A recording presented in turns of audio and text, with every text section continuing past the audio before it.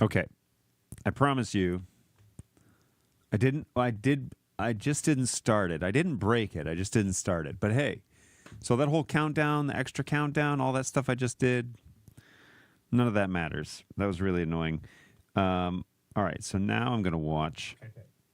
I promise you, Whoa. I didn't. I just didn't start. How is that coming around again? Didn't start it, but hey. So that whole Oh. countdown, the extra countdown, all that stuff I just did. Okay. None of that matters. That was really annoying. Oh, I see. All right. So now. All right. I'm having some fun. So I could just show this, I guess. Yeah, that's kind of normal. Okay. So here's the deal. Today's show is a big show, and you never know it because I started late and things are broken. But it's a big show, and the reason I want to do this show so badly is because where's my RTA? Bueller. Oh, there it is. Okay, cool. The reason I want to do this show is because I have gone so far down the rabbit hole with stinking Home Assistant. You have no idea how far this has gone. So I haven't even gotten my confidence monitor's back on. I haven't done any of this. Okay, tell me how it sounds. Is it too loud? Now I can listen to this. Okay. It sounds okay on my side, but I want Angus, since you're the man of the hour, and I see you in the chat, go ahead and let me know if it's too loud. The title of today's show, no joke, all in on Home Assistant. That is definitely the case because I have spent the past 2 weeks basically slowly taking apart my SmartThings system and putting it all together in Home Assistant. And then, on top of all of that, finding out, you said, sounds good, but it may be a little quiet. Really? Because I feel like I'm peaking here. If I just look at all right, I can go a little louder, but I don't want it to. My laptop volume is at 70%. Okay, so I'm going to give you 50% more volume. I think my microphone claims to be peaking. It's so strange because let me listen to this. All right, I can go a little louder, but I don't want it to. My laptop volume is at 70%. Okay, so I'm going to give you 50%. Okay, so I mean, I gave you another 5 decibels. So hopefully that is something. My phone is super loud and I'm only about halfway up, but it's a brand new phone, so maybe it has I don't know, better speakers than I'm used to. Could be wrong. Anyway. All right, I don't even know where to start, guys, because this has been a 2-week project converting over to Home Assistant. Let me give you I'm going to go for less than 5 minutes. Set a 5-minute timer. I'm going to go for 5 minutes and tell you the history of how this all came about, and then we're going to get into some of this stuff. Counting down. All right, so I was running SmartThings and pretty happy with it. It was doing what it needed to do. However, I was having issues with some plugs, some Zigbee plugs that I had purchased a long time ago, and I actually bought a ton of them. And they would fall off the network. Matter of fact, I have one right here. Okay. They look like this. These are inner Gen 1 plugs. They are SP224 if you're interested in knowing the exact model, if you want to follow along. And these plugs would just randomly fall off the Zigbee network. Now, I don't know if it was the SmartThings hub that I was using, which was actually from AOTech. And I didn't know if it was something to do with the device themselves or whatever. But they were not consistent. When I would go to turn off lights or whatever, lamps, and they would just not function at all. And it was not good. It was rough. So I started swapping them out for ones that I knew were good. And these ones were from Third Reality. And I was very hey, use Third Reality. It's very good. It's very consistent. And I got kind of all in on Third Reality. By the way, today's show is not brought to you by Tim Hortons Coffee. That's it. That's the whole thing. But so good. Okay, so I started switching over to Third Reality 3 minutes, and they were much more consistent. And so I started buying more and more Third Reality stuff just as products as I needed to get devices on the house. So that was working great. And I had taken out easily 8 to 10 of those inner switches, these 224s. And I was like, I feel like they're not that old. They shouldn't be like just DOA. So I, of course, with the power of AI and Google, I went on there and typed in, hey, what's the deal with these? And then I typed in the phrase that I think changed the course of my entire home automation world. And that was, is there a firmware update for this device? And it came back and said, yes, these devices should work just fine. And if they're not working fine, it's likely that you're on the first generation of the firmware and they need to be updated. And I said, how do I do that? And they said, you have to do it through a couple of different programs. One is called, I forget what they called it, and the other is Home Assistant. Oh, man. That was the end. That was the end of SmartThings in my house. And not completely over, but pretty much. So I downloaded Home Assistant. I said, well, how do you do this? So I started looking into it. And of course, I had heard the words Home Assistant from our friend Angus. And I started looking into it. And I said, could I run this on a Raspberry Pi? And they said, yes. So I just had a Pi laying around and I formatted it. Come to find out that on the Pi Imager, there is a Home Assistant image. So I put that on there. That worked pretty well. Plugged it in. It came right up. And I thought, all right, well, I guess we will add the devices to Home Assistant, and then I will add them back to SmartThings once they're up to date.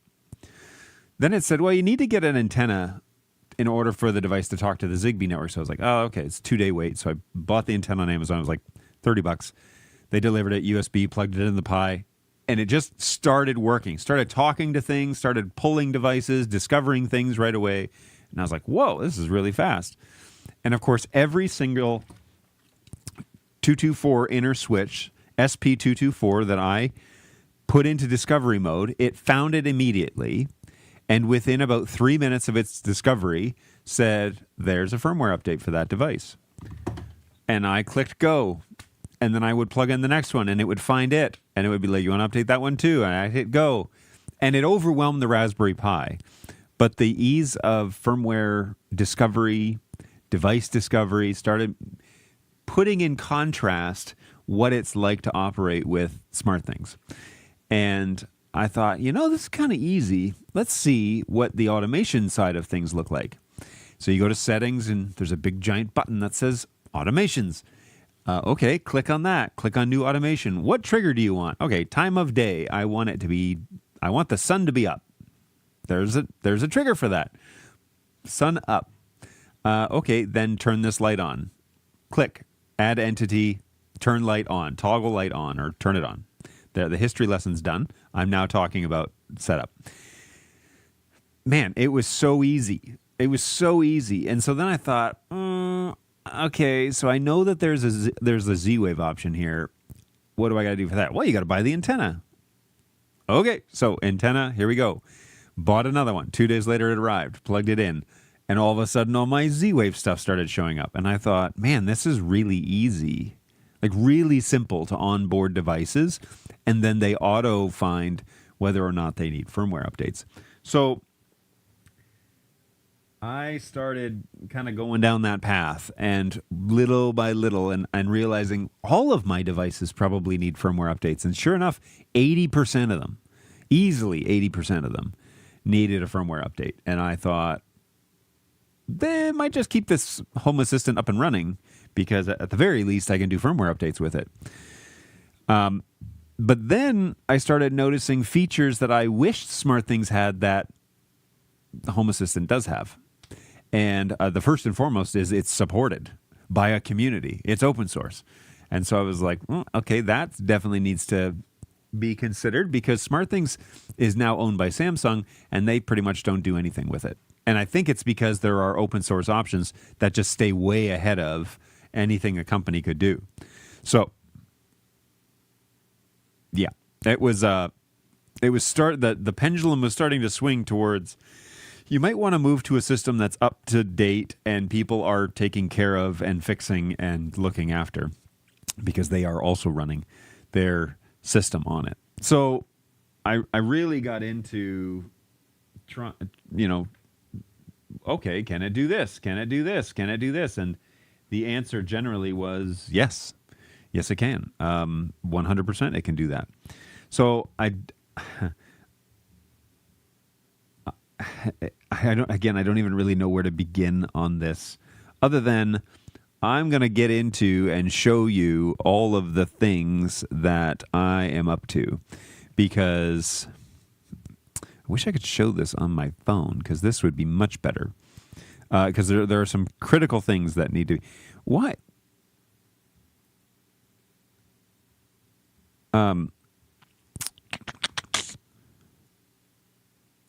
Oh, this is paused. Why is this paused? It's paused because it quit. That's why. Oh, no, it's still here. Well, what gives? But if I turn it, it's all wonky. Hey, does anybody remember, just before I kind of get this... no. Dang it. In... Studio Monitor, is there a way to not scale the video so that it's all stretched? Because I'm using my iPhone to capture my screen, but it's all stretched out, and I had it working, but now it's not working, and it's all terrible. It looks awful. So if I go to video... Tally, square aspect ratio, 4:3 aspect ratio. Nope. That's just the overlay.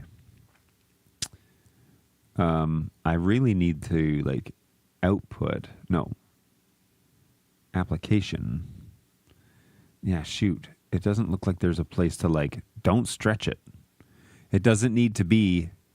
It's supposed to be 884 pixels by 1918, right? But it's trying to stretch it for some reason. If I turn it on its side, it's a little better. Whoa, that's not great, though. What is going on here? Maybe...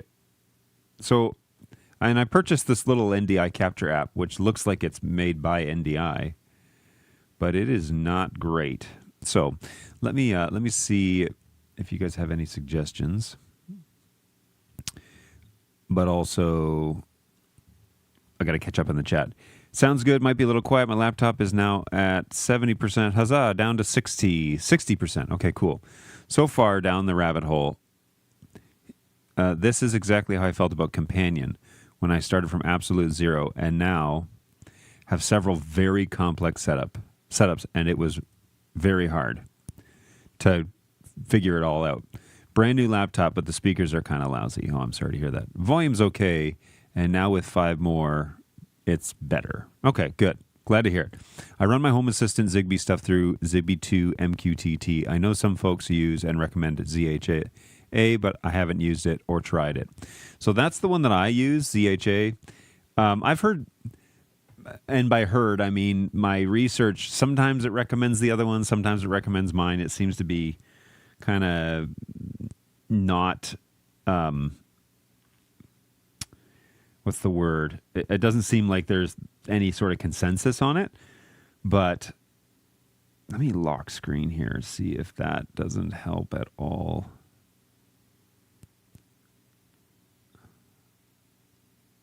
No. What is the deal? So it's like stretching my screen. This is really annoying. If I turn it side... Gosh. Of course, you can't change any of the settings, which there aren't very many. But you can't change many of the settings while it's capturing your phone screen, so it's really annoying. I'm going to quit the app and start over.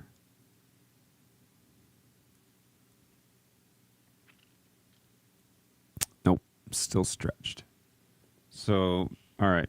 The only other thing to do is to ask to look at the guide. Access, NDI groups are disabled. Manually toggle rotation lock. Tap the crop button to adjust your crop area. Tap the NDI screen to start broadcasting. Everything on your screen within the cropped area, including notifications, will be captured. Enable Do Not Disturb. For support, visit topdirector.com. Okay, so this may not be an app from NDI.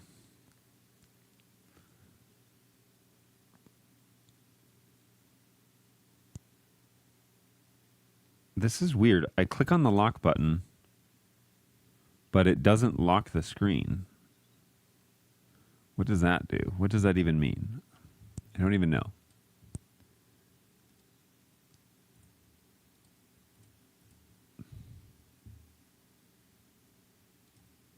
All right. Sorry, I'm going to get... Oh, whoa. That's why it's cropped, because I did something here. Even my video is crazy close. Scale to window. There it is. Okay, cool.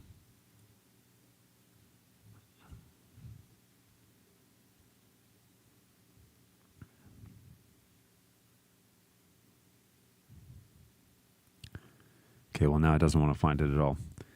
Fun. All right. Well, we will stop broadcast, maybe, and start again.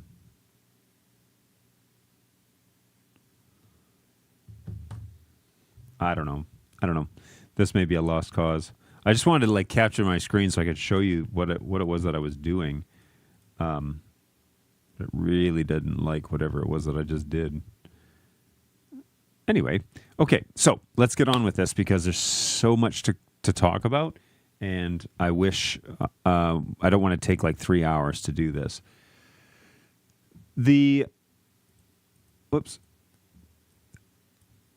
So the changeover from SmartThings to Home Assistant kind of happened gradually, but it's been happening over the last 2 weeks, and every time my brain says something like, I wonder if it can, the answer is usually yes. There hasn't been too much yet that I haven't thought of that someone else hasn't already written a program for. And that's one of the best things about this is that if there's something you wish your home automation could do, Home Assistant will generally be able to do it. And if not, there is a Home Assistant.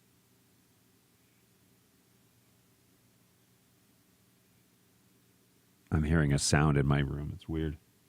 I don't know what that is. I'll investigate later.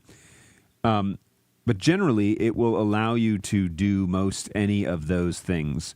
So there is a community of developers that basically you can submit your creations, whether it's cards, whether it's buttons, whether it's behaviors, programs, and people can download it and then restart their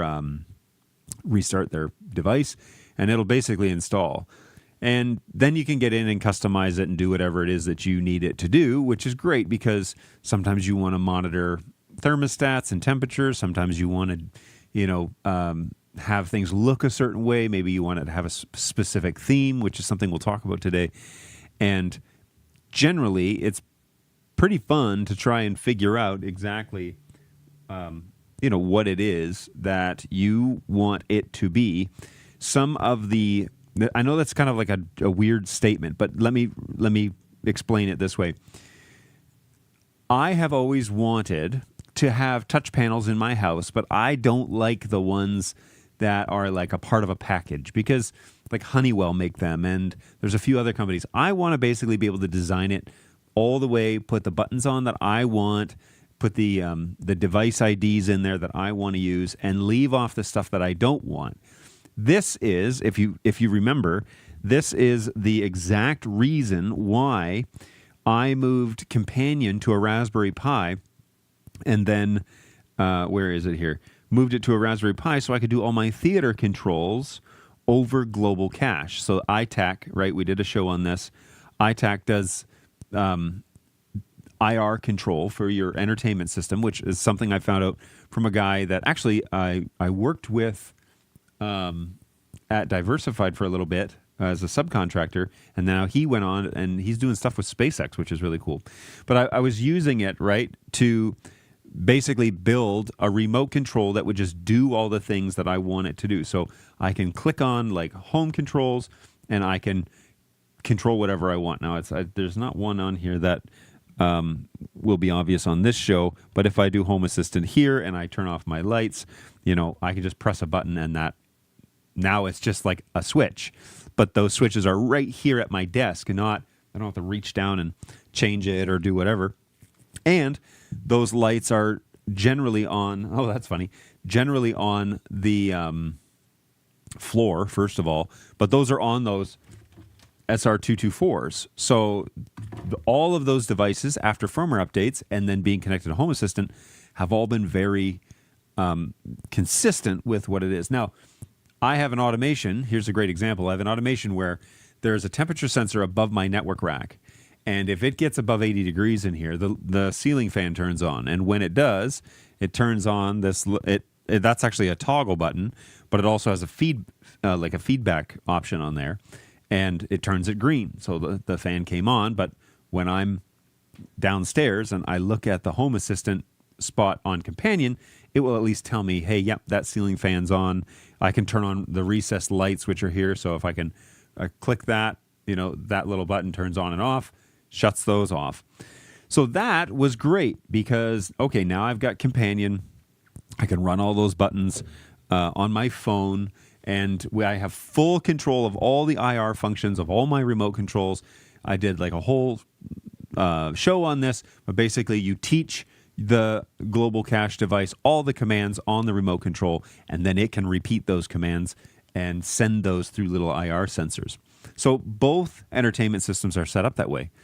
And so then the question was, well, does Global Cache connect to Home Assistant? And the answer is yes. And the answer is it's pretty easy to get them connected. Now, what you do is you put in all your commands in a JSON file, and I can show that to you if you want.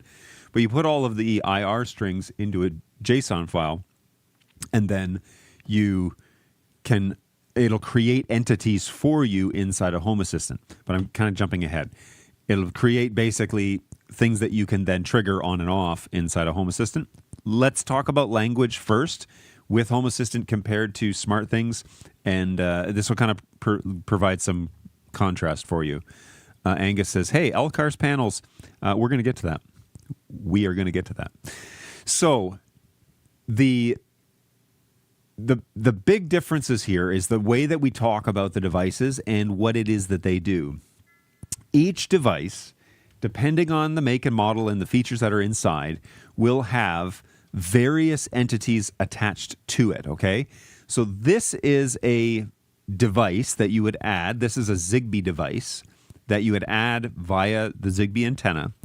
But when you add it, it shows up with each of the features as an entity, meaning that there's an on-off entity or a dimmer entity, depending on the type of plug it is. But then there's also like power usage. There's also maybe there's a temperature sensor. Maybe there's an ambient light sensor. Maybe there's or maybe there's nothing. Maybe it's just one on-off switch. It's old school and it's just on and off.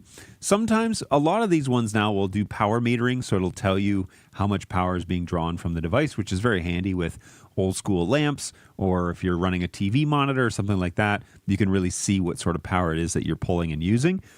But for the most part, you want that on-off toggle. Well, that's now known as an entity, which tells you, it gives you a specific device ID for that function. So now we can go in, and you got to add the device correctly, make sure things that get added as plugs, if they're actually lights, if you're going to plug them into lights, that they get labeled as lights. This is actually plugged into a little desk fan. So you want to change it to fan. You don't want to leave it as a switch, because when you go to look for devices, it's helpful to know this device is plugged into a fan, and that is, I want the function to behave like a fan. So I have the little fan icon, and when I type in turn on fan, I want the fan option to be there. It also then subgroups it into something like a climate container. So if you look at all climate devices in your house, the fans will show up in the climate device in that list because they're listed as a fan, which is a climate control device. Okay, so with SmartThings, you add a device, and that's basically as far as you go. Then the device has a nice big button, and you can turn it on and off, and that's great. It does give you some stats. There's not really a way for you to pull those entity things individually, but if you look at the device, it will tell you some or all of that information. Without the firmware updates, I found that SmartThings really, the primary use of SmartThings was to turn things off and on again. Okay, that was the primary function, which is fine, and that's what I was using it for like 15 years. I was using SmartThings for that exact purpose. But as you start building out your house and paying for your electrical bills and all that stuff, you might be a little more curious about what else is going on. And switches is kind of the beginning of the home automation realm, right? There are things like motion sensors, and there are things like motion light triggers, and then there are things like light switches, and then there are things like scene controllers, and there are, all sorts of options when it comes to having Z-Wave, Zigbee, smart home functionality. And that feedback can then be used in other ways. So in SmartThings, there was a way that if you added a dimmer, then you could adjust the dimmer settings. But it was all in one spot. Like it was basically add dimmer, and it would add the dimmer. Maybe you might have to change the driver on it if that was a thing, which was rarely a thing. Adjust the driver so that it was correct. And then you could set the dimmer with, I forget how it was in SmartThings. If it was, I didn't use it very often. I think it was a slider. Well, now you can take that information and you can have an on-off switch that just governs whether the dimmer is on or off. And you can also then have the dimmer slider independent of the on-off switch. Now, why would you want that? Well, perhaps you have a dimmer that comes on automatically every day at the same brightness. And so you don't really need to change the brightness in the daytime. It's on bright, and at nighttime it's dim, and in the middle of the night it just comes on a little bit to provide some light so you don't stub your toes. That all of those can be automated, so you don't have to mess with the dimmer anymore. You just have variable light amounts. But maybe you want to turn it on manually during one of those times, and so an on-off button is very helpful on a dimmer switch. But also, then maybe you want to turn the lights up. Maybe you're pulling an all-nighter and you need to have the lights up bright. Well, you can manually change the dimmer as well, as long as the automation isn't triggered via motion, because it would then reset the dimmer every time. So, or a trigger that would reset it every time. So there are tons of options, and the fact that you get all of the entities individual is very helpful, because let me open a screen capture here real quick. It's extremely helpful because I need to trade screens here too, because now you can trigger things based on other entity functions, meaning, okay, I see the motion sensor in my kid's bathroom went off at 1 o'clock in the morning because my kid was, up chucking in the night. He wasn't, but maybe he was. I could get a notification now that, hey, the lights maybe come on dim so that he can see what he's doing and he hits the target. But also, hey, someone's up in the middle of the night at 1:30, and I could have my phone send me a message or play a note or do whatever.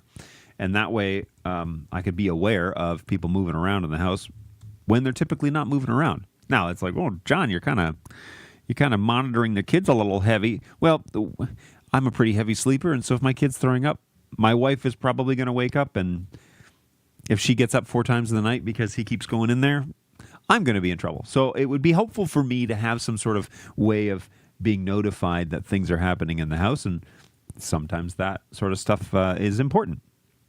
Okay, so let's talk about the devices. I'll show you what I'm talking about here. I'm just going to pull up a light switch. Matter of fact, I'm gonna look at what did I call it? Office fan, bonus room fan, ceiling fan. Okay, office desk fan. This is the one that I want to show you. All right, so inside SmartThing or inside Home Assistant, we are given basically when you add a device, it adds all of the entities together. And I don't know if you can see this very well or not. I'm really sorry if you can't.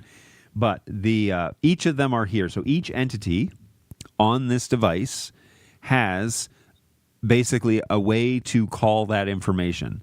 Everything from, is there a firmware update? Which device? If you want to identify the device, it'll flash the little light on the, I should plug this into. Okay, it'll flash the little light to identify which plug it is, which is actually something SmartThings couldn't do. So if you had like 10 plugs in a row and you're like, which one is it?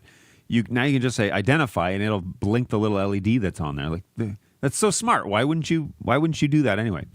Okay, then we have the actual device type. Now, when it originally added, okay, it showed up as a toggle switch. All right, it's a switch is what it is. It's a little plug that goes in the wall. But when I changed it to create a secondary entity, which is a fan. And so if you flip this on, the fan turns on, and it's listed as a fan, which means now it's in that climate category as well. And then we hide the original switch. This switch still works as well, but this one gets hidden from our database because it's a fan. It's not a switch, and that's what I want. Okay, there are some other options here on level. I don't know exactly what all these are, but that's okay because I don't really need to know. The keys here are the big ones. I guess with this one is more about this desk fan being able to change the switch to a fan and that it shows up in my list of devices as a fan. Okay, so entities are now devices. That's basically the way you think about it is in SmartThings, we had an on-off device. Okay, the fan. It was on-off, that function. Here, every device can be thought of like an entity. Every single thing that you add, every entity that's available can be a device in and of itself. Now, we still call them devices. That little switch is called a device. And so if I say bonus room fan, whoops, I got to type here, bonus fan. Okay, the devices show up like this in the device list. So previously I was in this entities list. Oh, and the way you get here, by the way, it goes settings, devices and services, and then devices. And then here, entities is where I was looking earlier, right? So devices. And this here is Office Desk Fan. You can see it's plugged into a Zigbee device, not a Z-Wave device. That's what that logo is. But this little Zigbee guy here. This is kind of the interface for everything this unit does. So if I want to turn the fan on, I can do that here. Okay, it gives me an activity readout as to, hey, this is what's going on with this device and when it happened, which is nice. I can even open this activity folder and I can increase this for like the past week and see all the times that this device has been doing something. Yeah. So if you wanted to go back and say like, this, I wonder when this light turn. Oh man, here's a great example. We left. Man, this is painful to say. We left one of our garden sprinklers open all night, and it's connected to a Zigbee device. But the reason is because my automation was wrong, and the device went offline and came back online, and then just stayed on all night. So I've written an algorithm to fix that, but it was painful knowing that we ran it for like 7 hours. Now, we live in Tennessee where there is no water, and so our plants were very happy.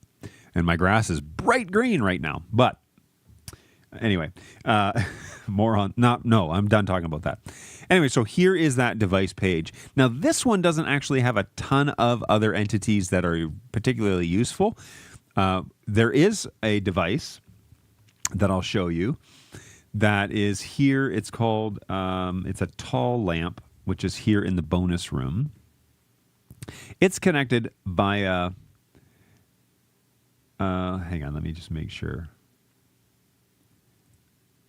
Maybe I want to do this one. Nope. All right, I'll do the table lamp instead. Bonus room table lamp. Here we go. So this little table lamp is over on the other side of the room, and all it is just a little dimmer on a little desk lamp. But what I want to show you with this is what's really cool is when we turn it on. First of all, we start getting instantaneous demand readout. So this will refresh in a second, or I can force it to refresh, and it'll start telling us, okay, here's what sort of the power draw is. Maybe it's a little LED bulb, so it may not be drawing very much. But then it will tell you, okay, how much power is coming down. But then that's the real key here is it'll start to give you actual wattage feedback, and you can collect the wattage data from this and combine it together to find out what's the sum total of all the wattage being used on all the lights in my house. So if your devices have this instantaneous demand, summation demand graph, and it'll tell you kind of how much power is being used, you'll be able to kind of get an idea as to how many watts are being used all the time in your home, and then you can make adjustments based on that, or you can, preach to your kids about turning off lights. I don't know. I built this system so my kids, I don't have to be that dad that's constantly prowling around the house looking for rooms where people are not in but lights are on. I'm not doing that. I know that that'll be me, and I don't want to do that. And so I am just going to automate this knot out of the place. And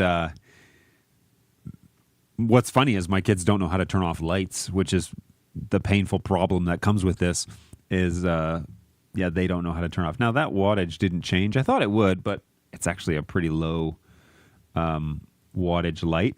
This is also a dimmer, and so I could crank it up to 100. The problem with cranking this one up to 100 is that LED light flickers, and so I don't necessarily like to do that. If I had a traditional bulb in there, which I probably should get, if I had a traditional bulb in there, it would be much more, you could dial it in a whole lot more. But with LEDs, they draw so little power that there's really no dimming capability per se. I mean, there's a little bit, but not much. All right, so entities are additional pieces of information that the device can output for you, and it's extremely helpful because you'll see in a minute, you'll see in several minutes down the road why that's useful information, because we can create routines and automations and touch panels and all that stuff using that information. Okay. Let me talk about some of the automations that I use, and I'm just going to shorten this screen up because I want it to look a little bit more like the way that my tablets look. So I'm just going to close this down, put this in the middle of the screen so that we can see it together. Okay, here we go. So this is my primary touch interface, okay? And it's taken from a previous, the way that I was designing the companion panels, right? But also I had a calendar downstairs that was running, this is more like it, that was running a kind of a daily schedule. Here's what's coming up, here's the weather, and all that stuff is in here. But I wanted it to mimic it so that when we opened it on our phones, and I can do that just so that maybe you'll believe me, but when I open the touch panel on my phone, it will look something similar to what it was that we had on the calendar. Now, newsflash, I actually took that calendar down because, I'm sorry, the tiniest picture ever. I took that calendar down because I'm moving over to something like this, and I'm going to get basically tablets that will show that information. But this is what this little, phone touch interface looks like. And I like it a lot. I think that this will look pretty much correct over here. So let me show you the screen. This is kind of what it looks like on my phone, but I can scroll. There's my family. Scroll and, interact with each of these buttons. You can see that I've added garden sprinklers to this main screen because of our little problem. And when we turn that on, it actually turns on a countdown to tell me how long is left. And then there's, just to finish up this story, there are safeguards in place, 2 automations basically saying if this sprinkler has been on for 16 minutes, emergency turn it off and notify everybody that there's a problem with the sprinklers turning off. So anyways, there's that. My garage doors are in here, which both report closed. Here's my calendar. And then my thermostats are in here, which is super handy to have. But I got a saga story about those. Ecobee. And then here I have a little alarm system that tells me which sensors are open and closed around my house or if there's any motion in the home. So that's kind of handy to have if you're wondering, why isn't the alarm setting tonight? Well, you can go down here and see which doors are open or what's unknown. It'll report all of that information to you. So that little touchscreen is super handy. I'm also creating like a mobile one that, this is more for me. As you can tell, the puck drops in a month at Scotiabank Arena. And a couple of big buttons. I haven't really decided what I want on here other than these items so far.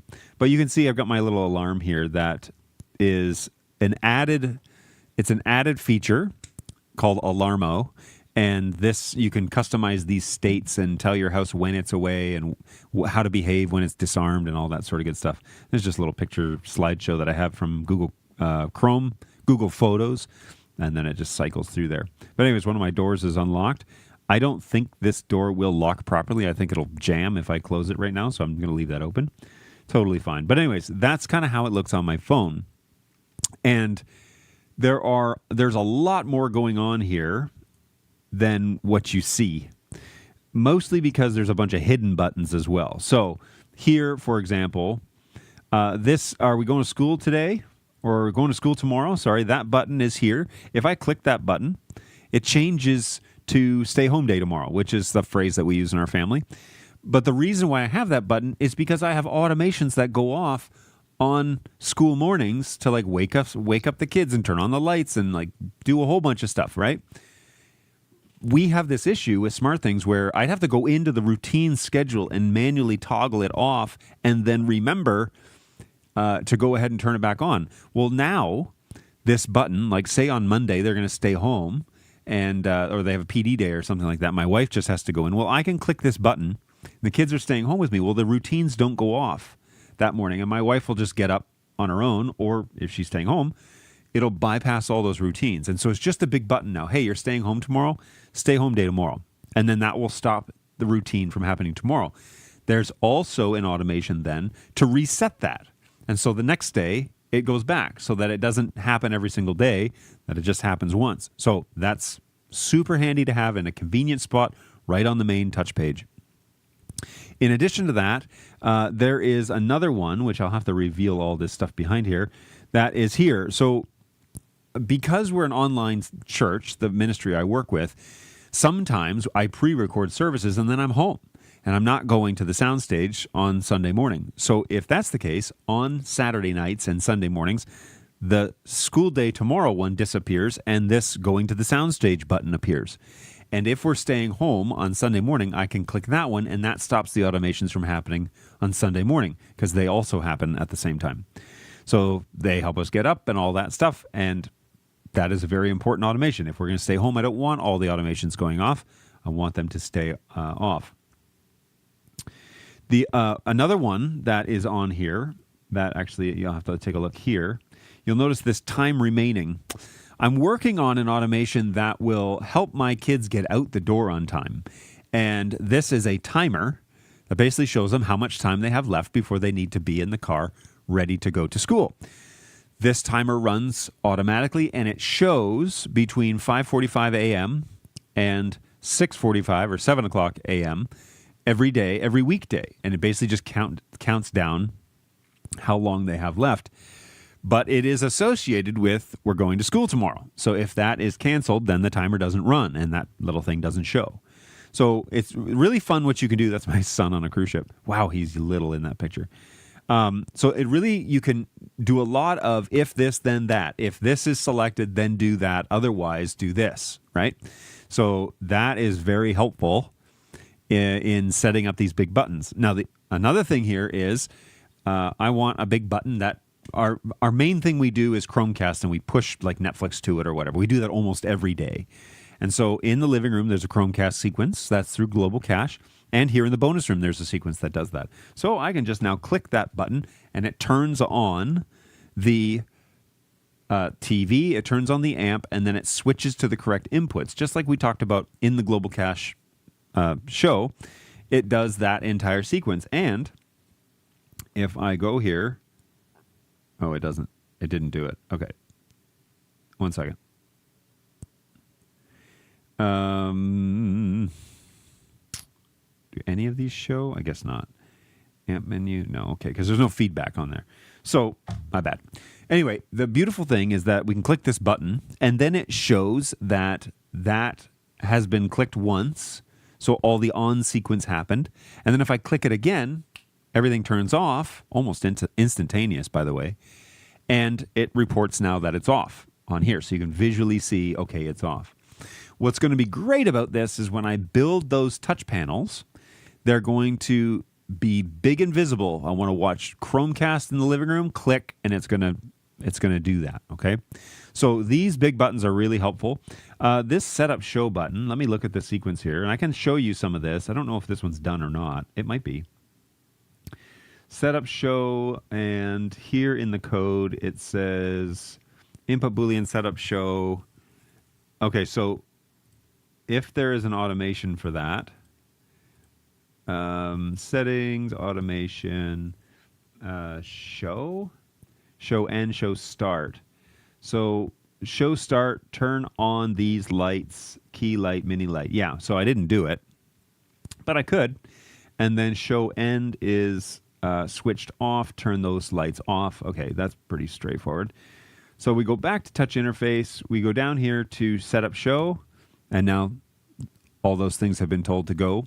But then if I'm done with the show and I want to turn off the things that are associated with the Home Assistant, I can just hit the button and everything turns off.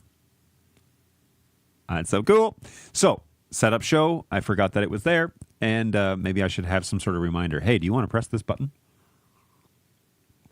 But there we go. So that's an easy way then to turn on all the things that you need for your show. All right, I need to jump back to the chat because sometimes I get talking and then I screw up things and people are like, where did you go? I can't hear you. All right, I can see that my audio is going out, so I should just trust in Studio Monitor. Okay, so we can continue to go down here. This little section is just from all my automated blinds in my house. 2 of them are open. That's in my bedroom downstairs because sometimes I work down there and like to look out in the backyard. I have huge windows in my bedroom. 4 like really tall windows. They're kind of spaced out weird, but I have automated blinds in front of them. I also have blinds up here. Which one is the bathroom blinds, garage blinds, Lily's blinds? Where are the bonus room blinds? Huh. Well, if they're not here, bathroom. This one's the closet. Oh, the bonus room blinds aren't on this. Okay, well, cool. Well, I can show you how to add those. Yep, we still see and still hear you. Thank goodness someone is still kind of watching. All right, so one of the things that I added was to have the water main on a system that I could access via SmartThings. This is what is this device? Details on this. So, I'm sorry. Related. What, am I doing something wrong here? Hidden from the integration. Oh, this is. Oh. This added backwards. I can't hang out too much longer. I got to go prep for a show. No problem. Thanks for hanging around anyways. Yeah, this will all be online. It'll be probably a really long show, so you can always watch it later if you're really interested. So, this water main I installed it with a valve right before basically where all of the water goes through the filtrations, the whole house filtration system, and then into the rest of the home. This thing shuts off a valve. And it is sweet because if my water sensors go off for any reason, if there's a leak in the house or down in the crawl space, the water sensors will turn it off automatically and notify me that the mains have been shut off. So love having that as a backup because water damage is brutal and you don't want to have any sort of issue there. So I do need to find a whole bunch more water sensors to place around in the water locations in the house. But it's very simple to add those and then add them to the automation that turns off the water main. Okay, let's talk about this garage door business because this has been one of my big first automations for my vehicles approaching the garage. Wouldn't it be nice if you could be driving up to your garage and the house sense that you're approaching and open the garage for you that you're there? How would you do that? Well, you need some sort of device tracker that talks with Home Assistant. Well, you can buy various things. Your phone could be a device tracker. Your Apple Watch could be a device tracker. But they have to be very consistent on the network. Now, there's a couple of ways to use a IP-based device. You could have a robust network that reported. By the way, TP-Link does have an integration, for Home Assistant. But your router needs to also then be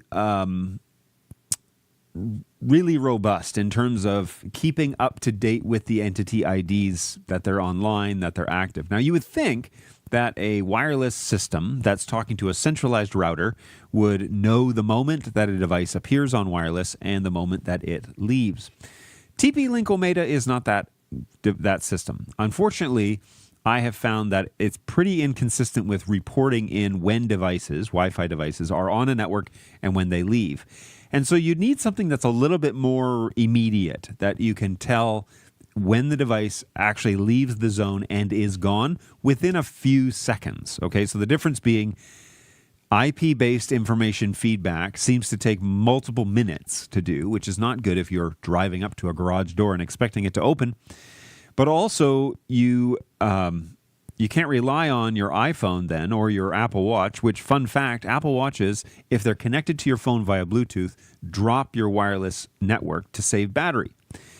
The only time they join the Wi-Fi network is when they lose control from your Bluetooth connection to your phone.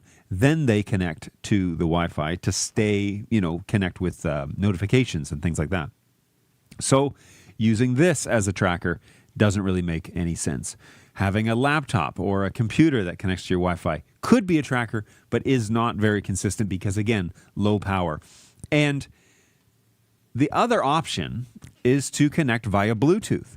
You can buy really inexpensive Bluetooth, what they're called beacons or iBeacons, that are sensors that notice when Bluetooth devices come into range.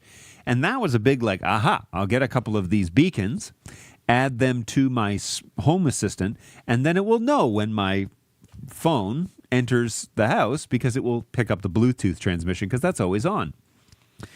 Problem with that is Apple has basically randomized your Bluetooth connection for privacy reasons so that you can't be tracked, which makes sense. Actually, all Apple devices and most mobile devices that you're purchasing are going to have randomized MAC addresses, meaning that there's no way for your house to know when your device appears on Bluetooth because it's going to be a random address.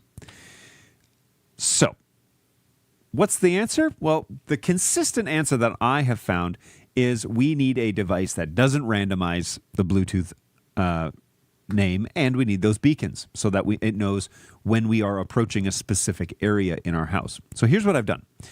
I have purchased, I'm going to pull up the Amazon order because that's where I got them from. I purchased some beacons from Amazon and bought them. They're just USB powered, bought them, integrated them with my system. You have to flash a specific firmware on them, but they work amazingly well. And fun little fact, let me share the screen with you now. Fun little fact about these little beacons is that they are very inexpensive. They're $10. They qualify for 2-day Amazon shipping if you get an order over $25. No, this is just 2-day shipping if you have Prime. So you can order a handful of these and place them around your house and tell Home Assistant which rooms they're in. And now you have Bluetooth tracking, which is a very localized type of track, Bluetooth tracking throughout your home. Now, I've only purchased 2, okay? One is in my garage and one is in my new barn. And these are basically beacons saying who's closest to me. Then you can buy a Bluetooth device that is a transmitter or a broadcast device. And let me pull that order up. And you can buy ones that are for button batteries, or you can buy ones that take just regular batteries. And again, hyper inexpensive $10, $11. And this one takes AAA batteries, which is really nice as well. So now this device can go in the glove box of your car, and then your beacon can go inside your garage. And when your car approaches the beacon in the garage, it knows the car is nearby. And now we can create an automation that will open the garage door. Now, there's a couple of caveats with this. I'm jumping over a lot of the setup stuff because that will be really boring. But there's a couple of caveats with this. Bluetooth isn't perfect, and so it will drop and come back off and on the network multiple times in a minute. Meaning that if your trigger is when the car goes from home or goes from away to home, open the garage door, it's going to open the garage door constantly. It's going to constantly trigger the command, hey, it's home, hey, it's home, hey, it's home. So you need to write a trigger that basically says, when this device comes into this zone and has been in the zone for more than 5 seconds or 8 seconds, then send the trigger. But under the condition that the car has gone from away to home, and that hasn't changed for quite a while, for 20 minutes. So we live kind of out in the middle of nowhere, and to get anywhere is 20 minutes. So I know that if the car is going somewhere, it will likely be gone for at least 15 or 20 minutes. So what I've done is I've created a manual entity. I can show you how to do that. I've created a manual entity that basically says, let me go entities here. Sorry, I can't do two things at once. I've created a manual entity that is a toggle switch that only turns off when the car has been away from the house for 20 minutes. But the first thing you have to do is create the actual entity, the actual toggle. So you got to go in and you got to go to something called helpers. Now, this is on that settings page, devices and services, helpers, okay?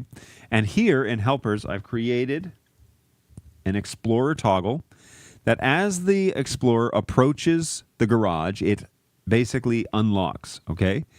So it goes from on, so the vehicle's been gone for more than 20 minutes, to off. However, this is just the toggle, all right? So I made the toggle. This is just like a light switch. That's all this is. It's just a software one. Here, we then, you get a independent, switch ID, and we can go to related, and we can say here, when the Explorer is away from 20 minutes, change the lock. So let's go ahead and look at that automation real quick.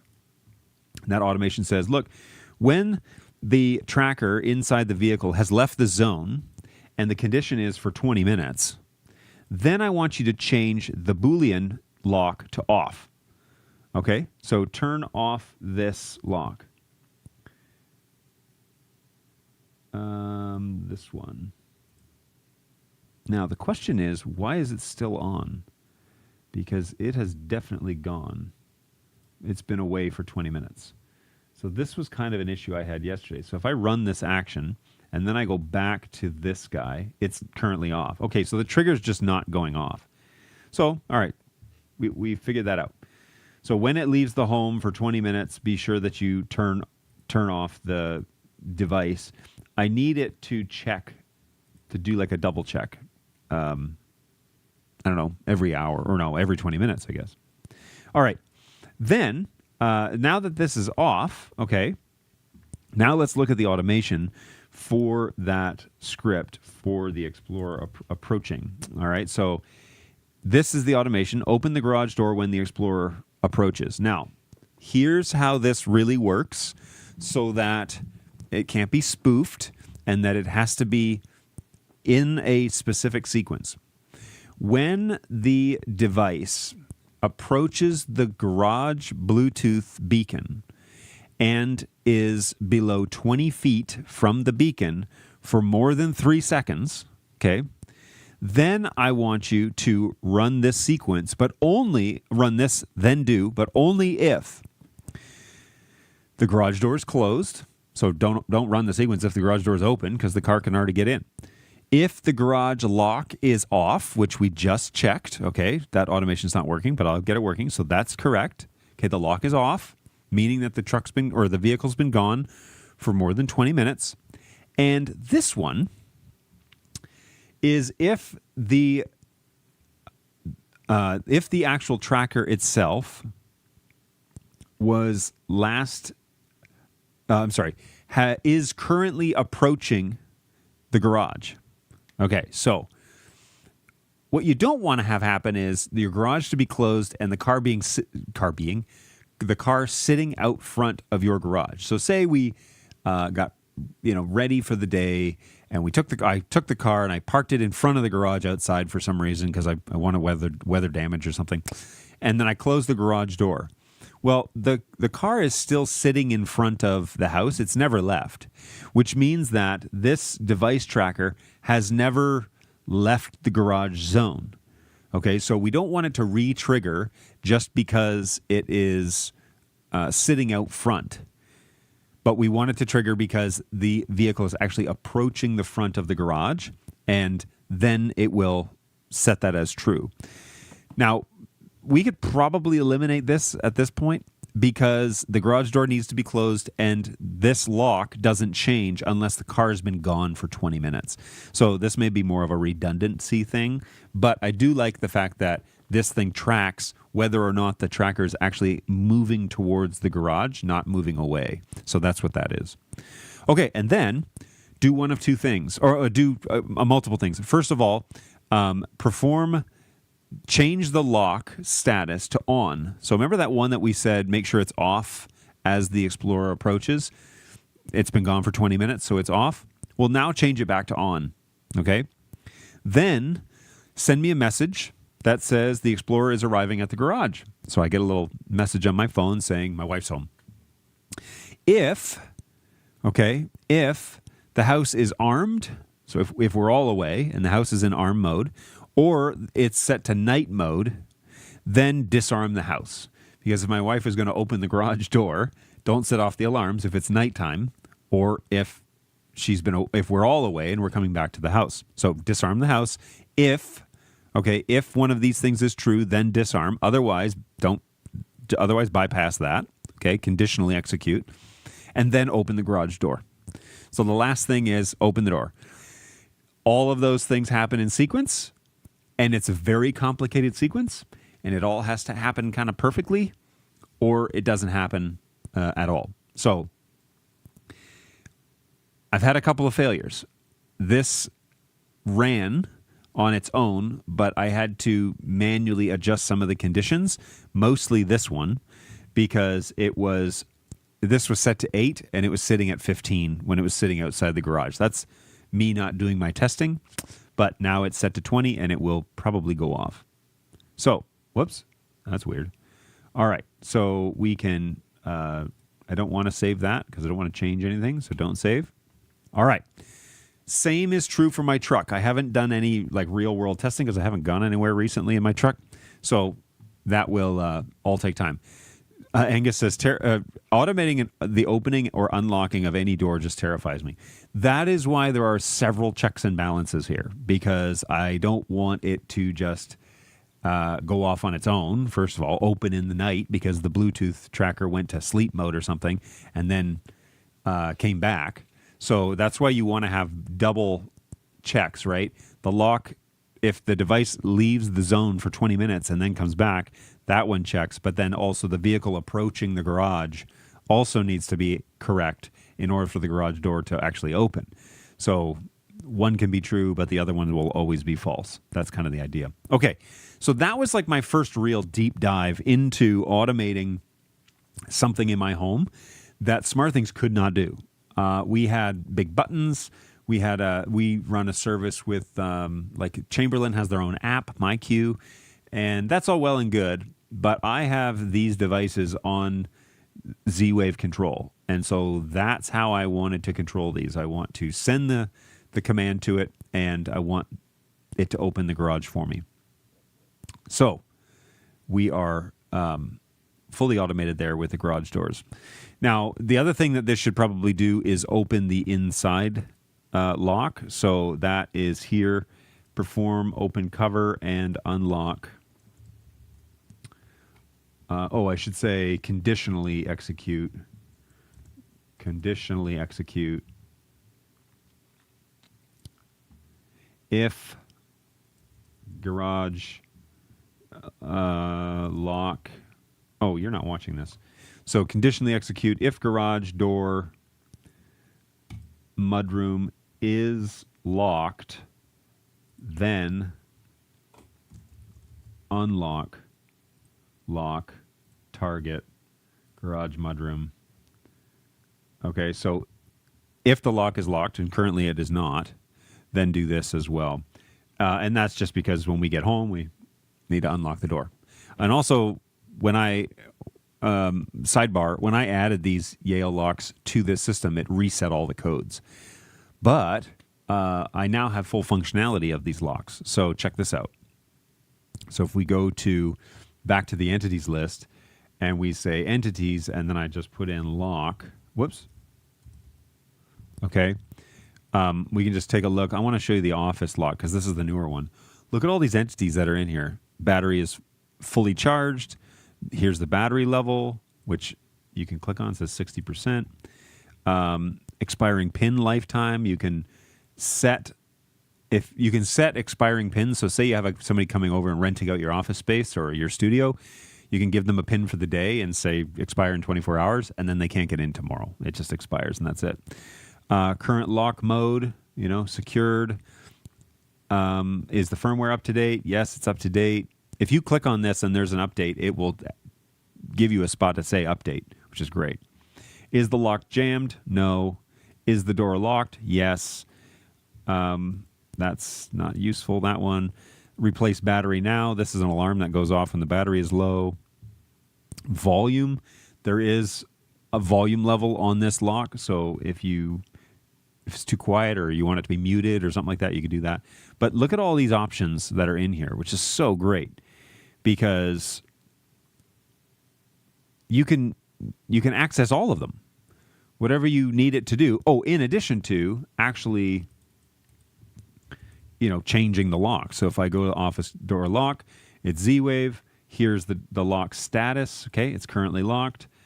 There are a bunch of entities that are even disabled, which window door is open.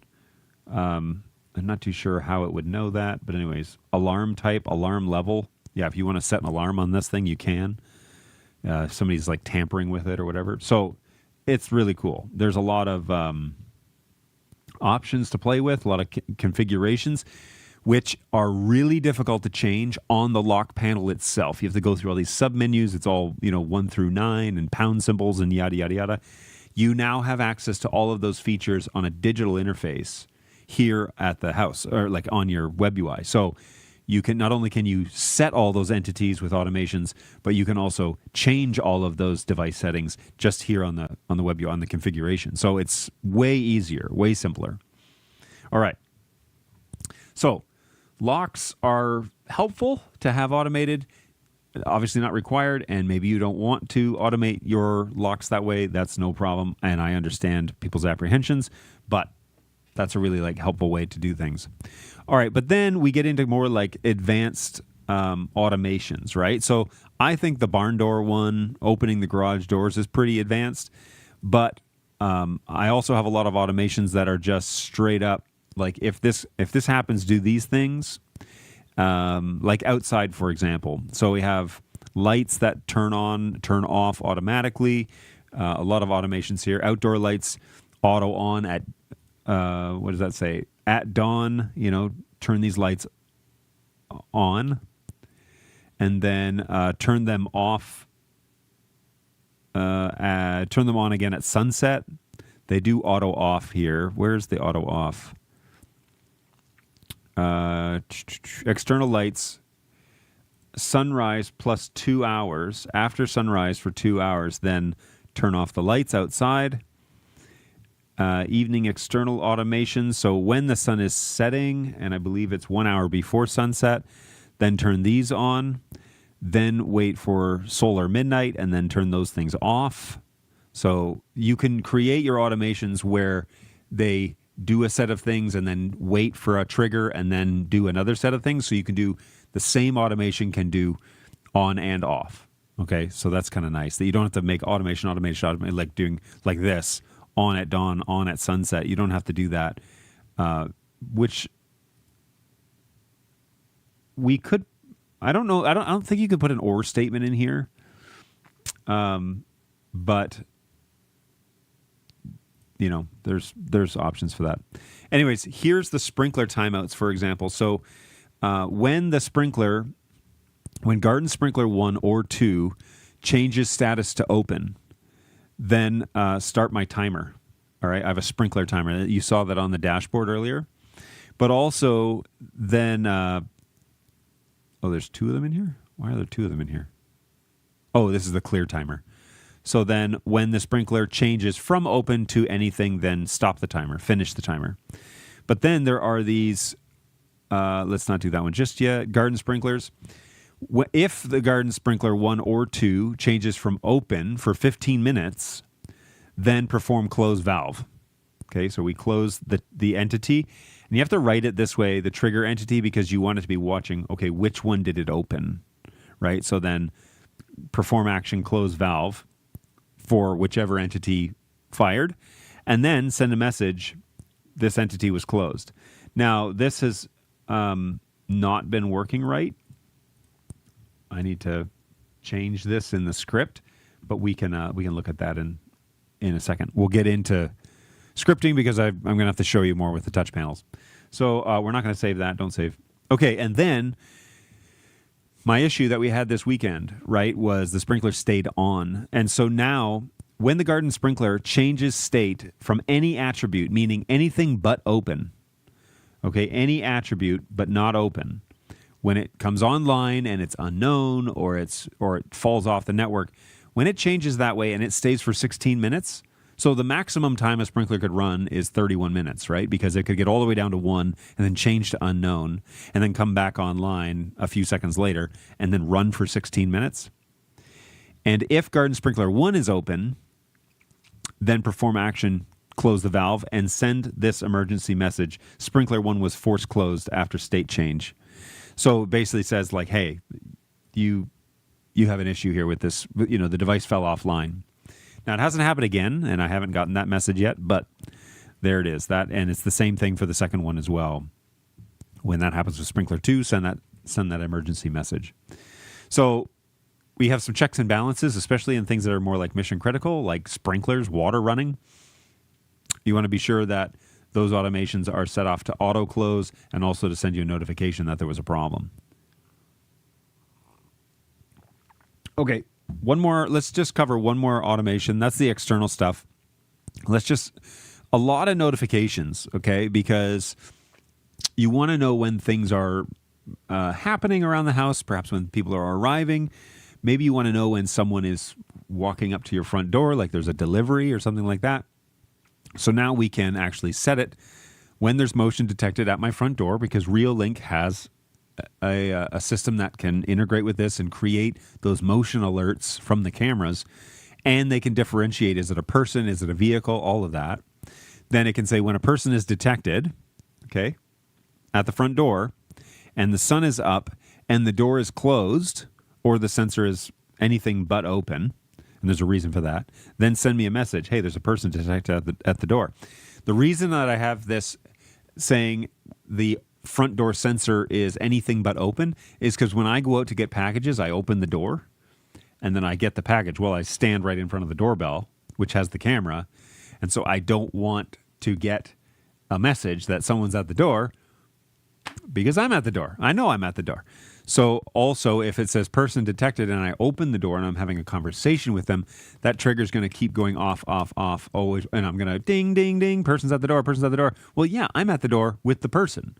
So if I open the front door and I'm having a conversation with somebody there, I don't want to get any notifications. I'm at the front door. I know I'm there. And that's a way that it'll know that I've arrived. And I've got the door open, so don't send the automation. So you can get a lot of, you can set up automations for any entity. If this thing does this thing, give me a notification on my phone. And you might say like, oh, that's going to get really old fast or too busy. Matter of fact, this is all the notification stuff that I wish SmartThings would do. Tell me when there is a person at the front door, not a car, because the cars drive by and my camera can see that.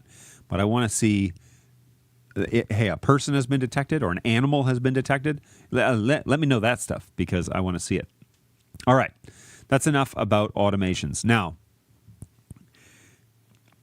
daisy chaining off of the automations, and I'll show you this process, but this is kind of what I've been working on recently, is what Angus was talking about, Elkar's touch panels. We have long ago been fans of Star Trek, and in particular, The Next Generation. Captain Picard is the pinnacle of leaders on television. He's a little bit more avoid conflict at all costs type of guy, whereas Shatner was like run headlong into conflict.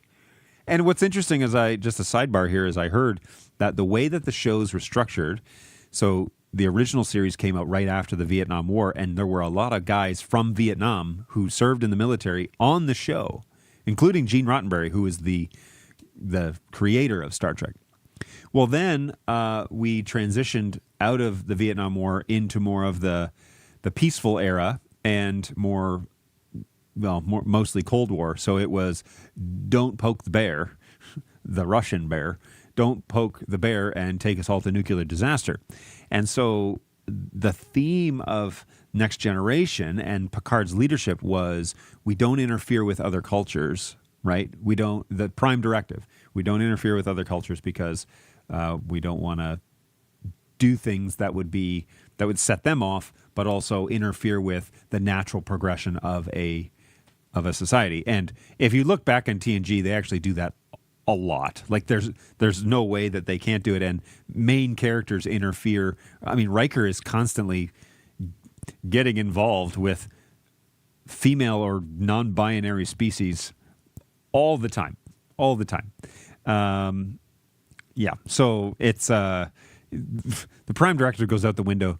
Any episode with Beverly Crusher, the prime directive is basically gone. I didn't like Dr. Pulaski, but I liked her a lot more than I liked Beverly Crusher because at the beginning of the series, I've said this before, but at the beginning of the series, and now I'm going off on a tangent, Beverly's on the show, right, season 1, and she's acting like everyone's mom. And I'm like, the captain has told you a direct order, here's what I want, and she basically stands up in his way most of the time and says, no, what about the people? And the captain's like, we have to adhere to the prime directive. She's like, well, I hate the prime directive. Okay. Then she pieces out for a little bit, and Pulaski comes in. And Pulaski is... Doctors in Starfleet have the ability to give orders to captains based on their well-being. So if the captain's health is in peril, and he's doing something, and he's overworking, and he's basically, causing harm to his health, the doctor can give him orders to go to bed. And say, and that's an order. So Beverly does that all the time. Pulaski does it once or twice. But Pulaski knows that she has that authority, but will never use it.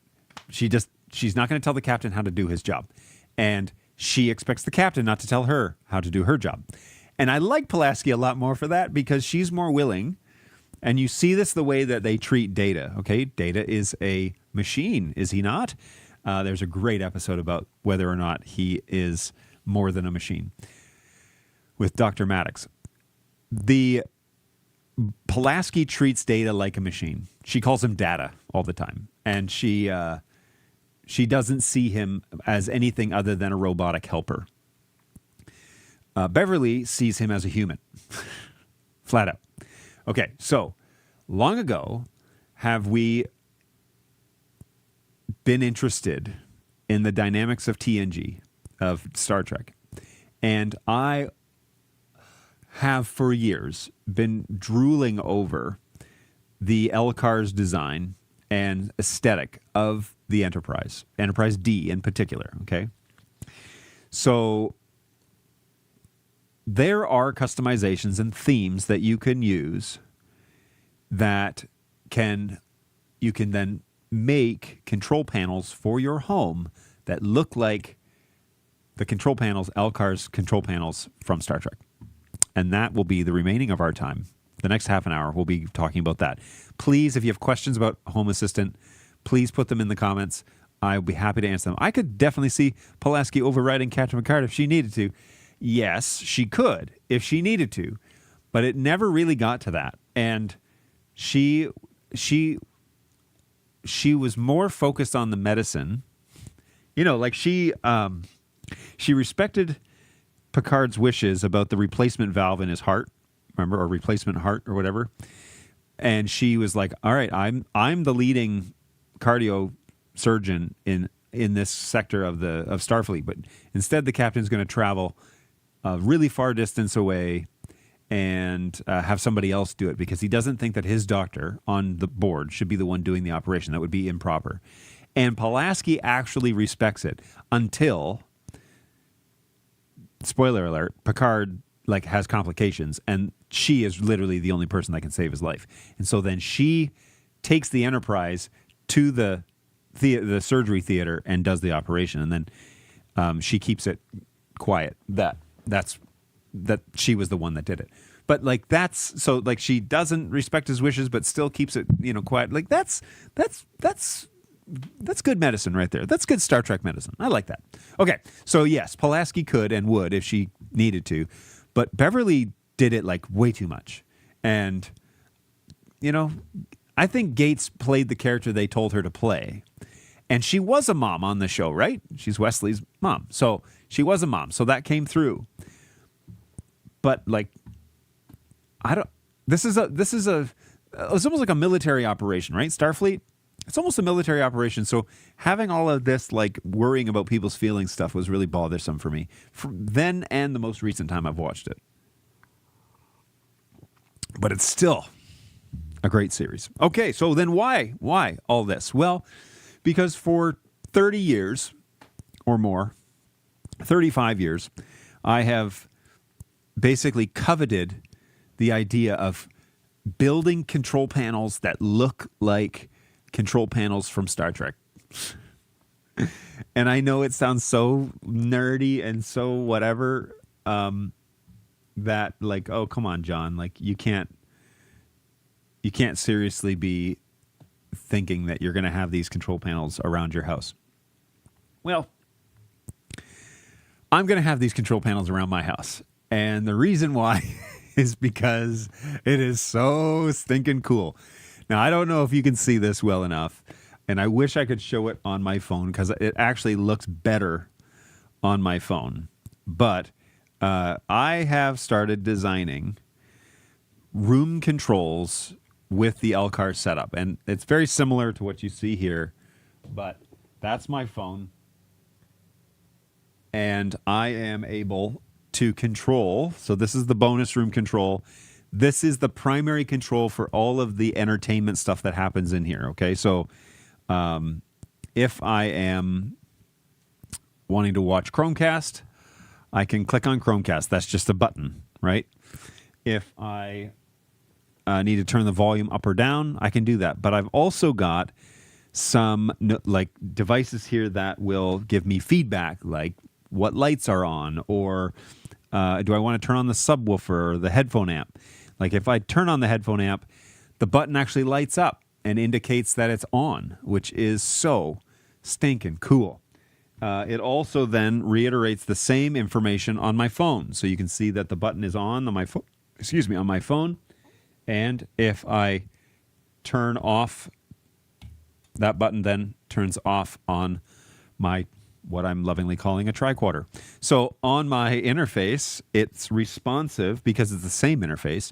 It's responsive in a way that when my wife is up here and she turns on things, I can see it on my phone that, okay, she's done that. The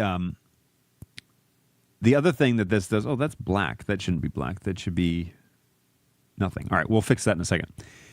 So yeah, is there one of the things that happens all the time? Oh, he's got to run. Hey, Angus, have a great day, man.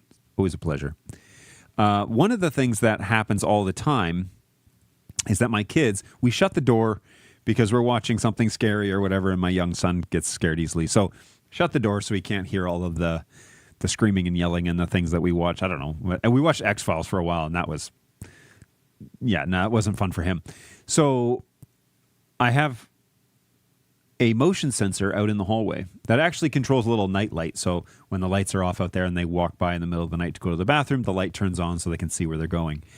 That motion sensor can sense motion, obviously. So when somebody walks in front of it, I now have a little hallway motion sensor that looks a lot like this. So when they walk by, that little button will light up on my phone, and I will know somebody's probably coming to the door to ask us a question, or can I get a drink of water, or whatever. So that hallway motion button doesn't do anything other than light up. Now, it's currently set to turn on, but it doesn't have a turn on function. So I'll explain that in a little bit. All right. The other thing is, like, there's a little hallway that comes from this room into the upstairs hallway. Like, there's like a balcony almost area there. And there's a light. And so if I want that light to turn on, it turns on via motion. But if I want to manually turn it on, I can do that here. But also, when the system is on, so I turn on Chromecast. Chromecast is booting up. When the system is on and I want to increase the volume, for example, I can just press the volume button and it changes it on the screen. So you can press it, and it needs a little more feedback than this, but we're, currently 6 decibels higher. It does a half a decibel at a time. So same thing here. I can turn it down or I can mute it. And I wish that the mute toggle, I wish that the device would feedback the mute toggle, but it doesn't. But anyways, these are just buttons. This is a on and an off toggle, right? And then this is the movie on-off toggle as well. So if I want to watch a movie, I can do that. The one of the algorithms that I still need to write in is if I press this button and this button is lit up, only do these things instead of, because this sequence right now is power up, like power on and then power off. But if you click this, it's going to turn off the amplifier because the amp power button is just one toggle button, not power on command and power off command. So I need to figure out how to do that. So if I click on movie, it will only change the things that are for the movie. But, I've only been doing this for 2 weeks, guys, so chill. All right, so Chromecast is on. Now, something that we can do, I'll turn that off. Something as well is that we want to control the devices inside the house.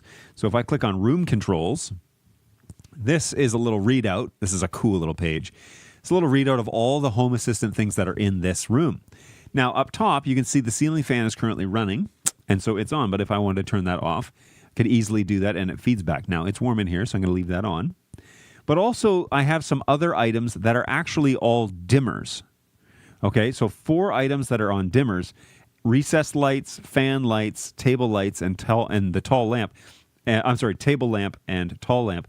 And as you can imagine, when you turn on one of these items, it then lights up the brightness scale below. And so if I turn on the fan lights, it's going to show me how bright that fan light is. And I can use this to adjust the brightness of that light. So if I want it to just be super, super bright, 100%, or if I don't want it to be quite that bright. Now, these are LEDs. These would be a lot more, you'd be able to dial them in a lot better if I could put in like a higher wattage lights, that are, okay, dude, you need to, okay. I'll do that in a minute.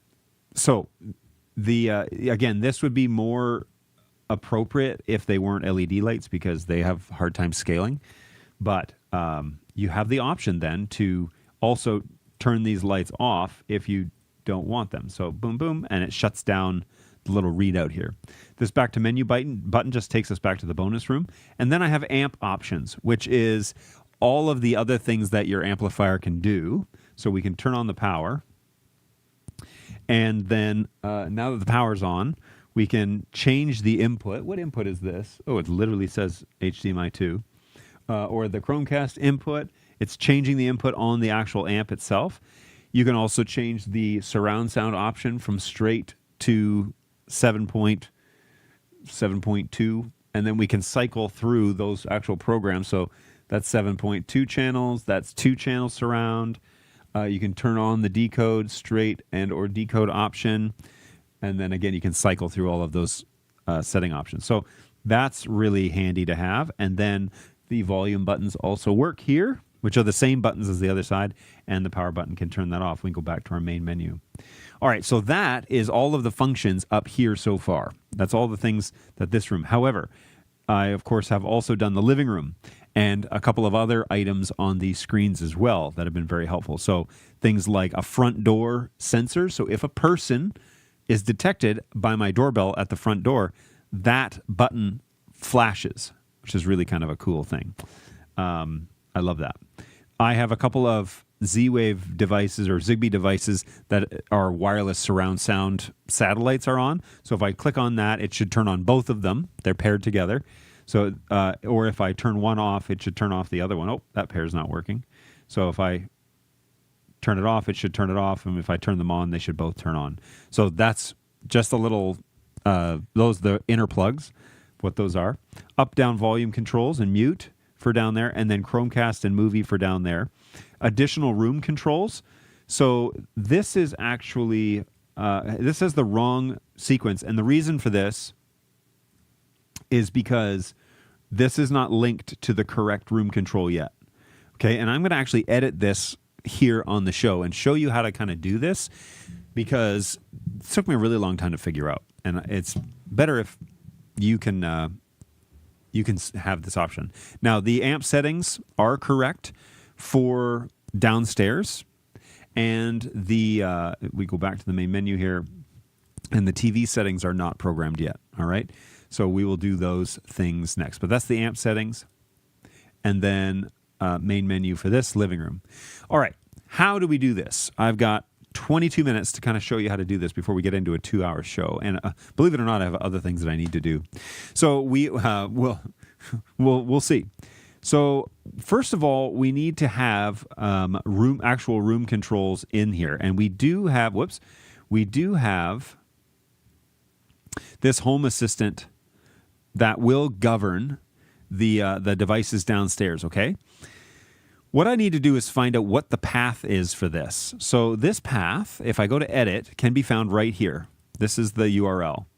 So I'm going to copy that URL, and I'm going to go back to the button that I was looking for to do room controls. We're going to edit that button, and we're going to open the code editor. Now, with the LCARS integration, okay, this CB LCARS integration, most of what you're going to do, you're going to get one of them to work correctly, and then you're going to copy and paste most of that information here. For today's purposes, we're going to change the room controls to this one, living room controls, and we're going to hit save. Now, when we say room controls, it should take us to the Home Assistant room controls for that room, which is what it does. And here we can turn on, the kitchen main lights if we need to, the china cabinet lights if we want. There is a, let's do one with a fader, the dining room table. There we go. And this is a little different design on this one, just so it looks different. And we can change the volume, the brightness here on the screen. But then if I turn off the dining room tables, they're actually linked together with the china cabinet. So it turns those off at the same time, and we can turn off our kitchen main lights there. This, however, is for downstairs in the living room, the tall lamp, the table lamp that's down there. There is a chandelier that's there in the middle of the room. It is on it's on a dimmer as well. So it takes a second for it to feed back, but it does seem to know what it is. So we can click, click, click, turn those off. It's very responsive. It doesn't take long at all for the interfaces to work together. So that is now fully functional and done.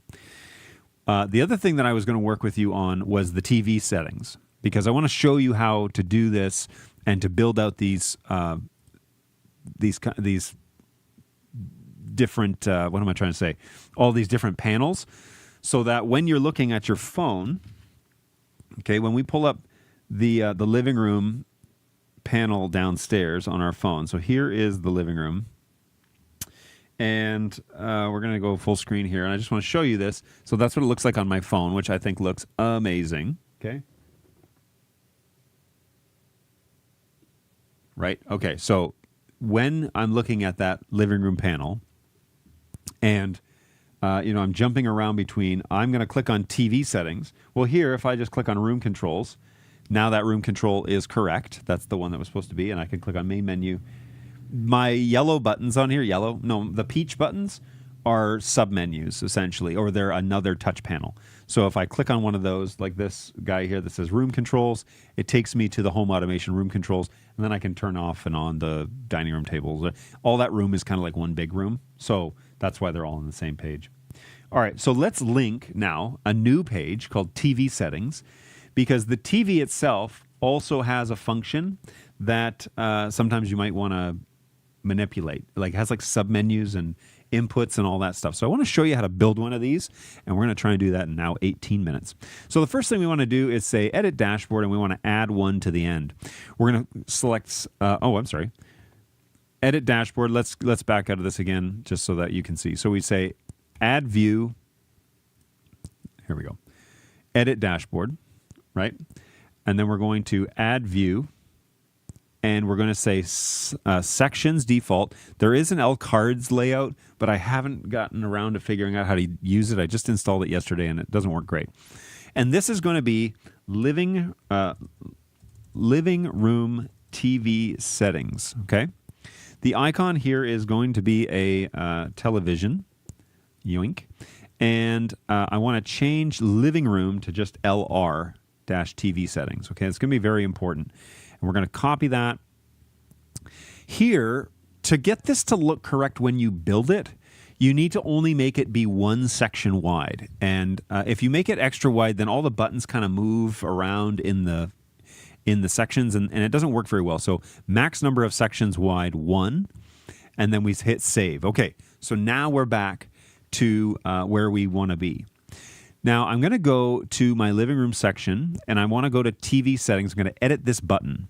Inside the code editor, I want to change this to be LR-TV-settings, and that will now take us to the TV settings tab. I'm also going to jump in here, and I'm going to copy this button. Actually, okay, yeah, I can do that. And I'm going to paste that button here by going to add new card, by card, and then paste from clipboard. Okay, save. This will take us then back to the main menu when we get stuck inside the panel. So now I'm in the panel, I can hit main menu, takes me back to living room where that TV settings button was. All right, it doesn't look right yet, but we'll get to that. Don't worry about it looking perfect just yet. All right. Now I want to go here, and amp controls is the one that I'm going to mimic. Okay, so controls. And I'm going to copy this. And then I'm going to go over to the TV. And we're going to add by card, clip from clipboard. And here we're going to change what this says. Now I'm going to open up the code editor here. And we're going to look for the word controls. And we're going to change this to call TV settings. Okay, save TV settings, and then I'm going to drag this on top of this button so it's first in there. Now, if I click on here, I can actually watch my changes happen as I go. So on my phone, you can see now it says TV settings, and that first button is listed there. Okay, I want to apply a theme to this general interface. So I'm going to hit the edit button, which is up here at the top, and I'm going to scroll down to themes where it says no theme, and I'm going to add one of the LCAR themes. I personally like the TNG and TNG buttons. Today we're going to try the transporter theme, and just to see what it looks like. So far, so good. All right. Now, I'm going to add a button for the TV settings, but we're going to just duplicate this one to start. Actually, no, I'm not, because that's too much work. Let's go ahead and copy this one and back to this page, and you can then paste by card from clipboard. And now I am going to go into the code editor, and we're going to decide on what features from the television we want to add. And if there was only a place where we could figure out what TV options there were, well, we have the emulator still, right? And when we click on Samsung TV, these were the options on that page that we had. So this looks good. Let's go ahead and do the volume options, the HDMI inputs 1, 2, and 3, and the power button, and then back to the menu button. So this is a good way for me to make sure at least that all the controls are there. So the first thing then is we're going to say living room. Sorry, this should say. We're going to find out whatever the entity is. I believe it's TV. No. All right, let's look at the list and see. Oh, it's a button. That's why. Okay, button.tv. Oh, look. And you can select them from the list. So this is going to be HDMI 1. And the entity we're going to put in, the button there, and then we're going to give it a name, all right? And I don't want the action to be more info, so we're going to just edit that because we're going to duplicate this card real quick. So actions, the action should be nothing for double tap and nothing for this, and should be just default. Okay, so save. Now we're going to take a look at that editor code and just make sure, yeah. So hold action none and double action none. That's what I want to see, okay? Okay, so now we can take this information and we can copy it. And here, this guy, I want to change this. This guy's going to be over here. So let's go ahead and make a button that looks like this one. We're going to copy it, and we're going to go back to our TV page. We're going to add a button here, by card, clip from here, and we're just going to hit save to start, okay? Now, this is not a TV setting, but we're just going to hit save to start. And you notice that the pills, right, are one way or the other. We can change it here by changing it to like bullet or whatever, right, which would then switch it. But you can also, whoops, not that one. We can also make a little lozenge, so like a little pill, which is just a little round button, which I kind of like as well. This is good for, well, it's just an aesthetic option, honestly, as far as I'm concerned. But we're not going to do that. We are going to do bullet for this one. Now, bullet is the one that has the curve on the right, and the whatever they call this one, capped is the one that has the curve on the left, okay? So chandelier is here, HDMI 1 is here, and we can even duplicate this and change this to capped and hit save. And now we can just, all we got to do is go into the code editor, change this number to 2, whoops, and change this number to 2, and look, that button's already done. So like boom, boom, done, done. Super simple, super fast. Now the question is, what do I want to put here at the top? I can put volume up, volume down, and mute at the top, I think. And then what I'm going to do is I'm going to cut this one. I want to delete this name because we don't want that showing. And we're going to paste it here. Save. And I'm going to cut this one. Man, the cut and paste option is so nice. And paste here, save, okay? And then I'm going to go back to my stereo functions, and I'm going to copy.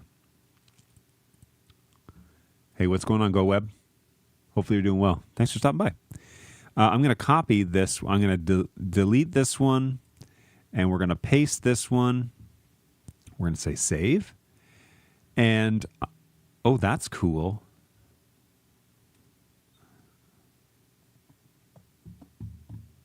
I actually kind of like that with the line down the middle. Yeah,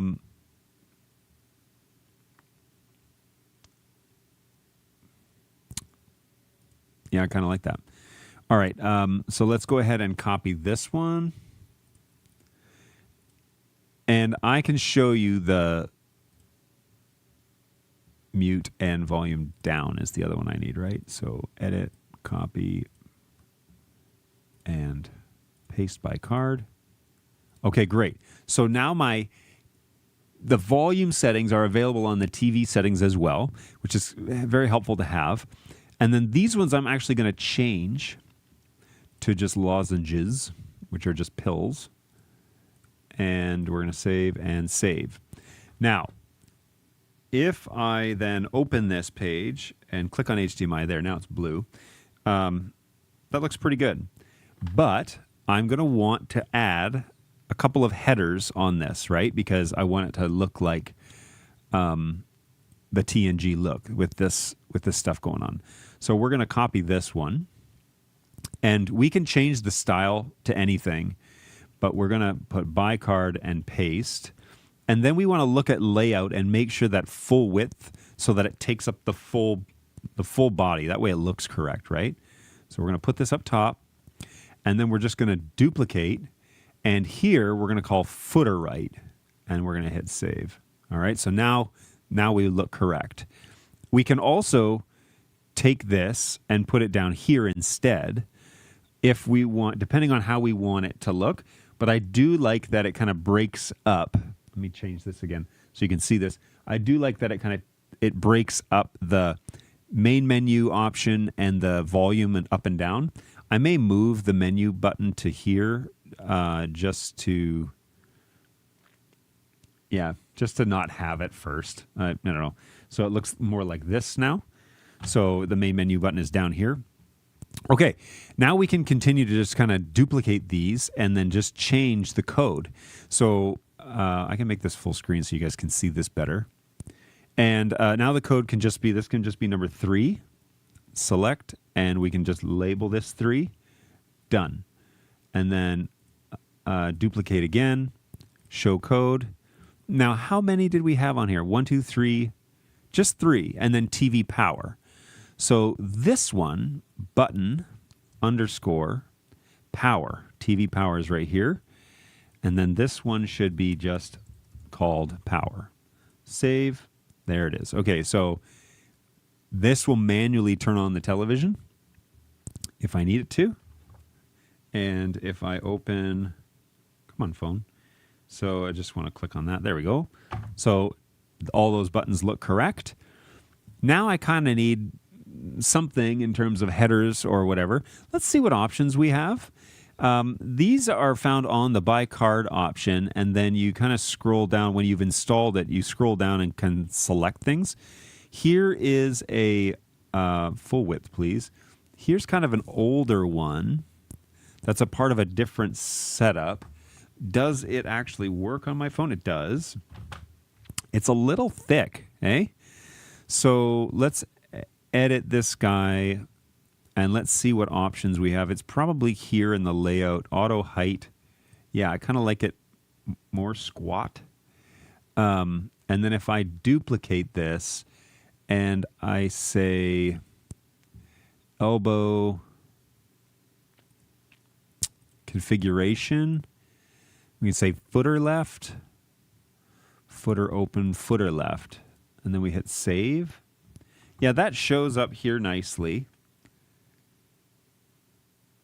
I don't know if I like the single or not. Simple single elbow or Picard double elbow, you know. I think the double looks nicer.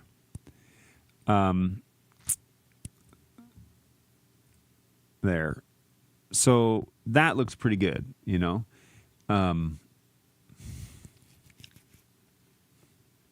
If I say done, you'll be able to see what the buttons actually, that's what it kind of looks like there.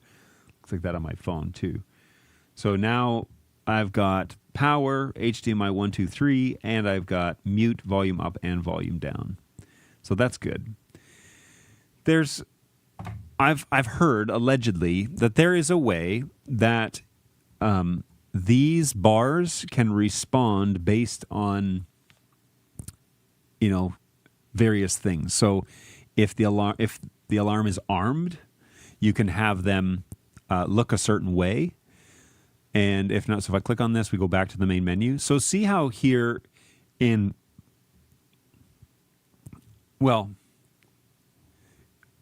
you know, like, okay, so if the front door, for example, detects somebody, it would be nice if these flashed like red or something, right? I don't know if that's possible, but let's find out. So we go here and we say actions, card, colors, not border, backgrounds.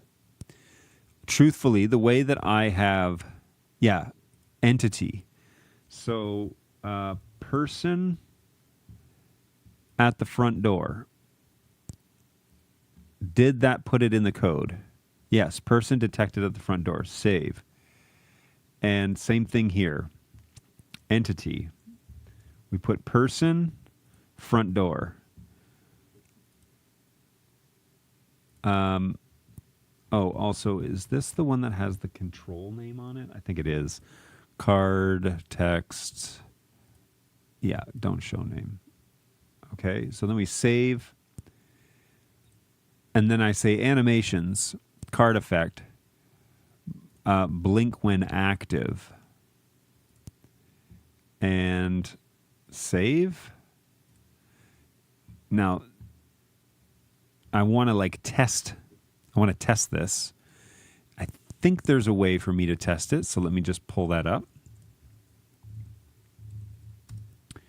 I think I can trigger the entity, test the entity. So person at the front door.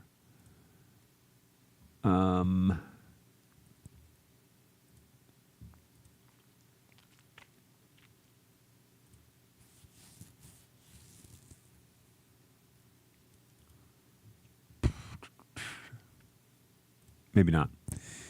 I will test this after the show. But basically, here we go. So container. Oh, there. It's doing it right there. It's breathing. So animation then, card effect, blink when inactive. That's what I want. And then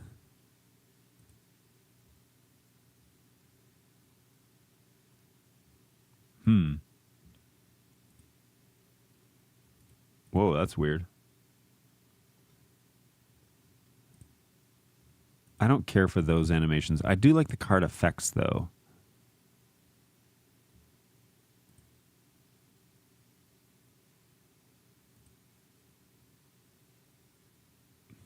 That's kind of cool. All right, I'm going to save that and do the same thing here. I'm not going to have it flash when... I'm just going to have it breathe. That's so cool. Maybe I should do that for all of these, hey? So...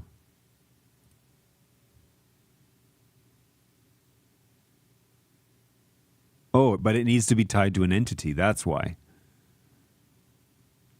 Oh, all right. So what should trigger this?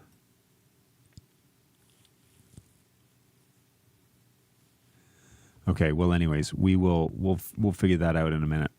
Because the entity has to be a yeah. So what could the trigger be?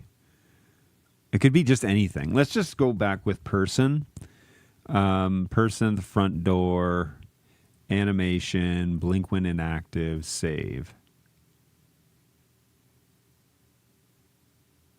Oh, it blinks the words too. Animation, card effects.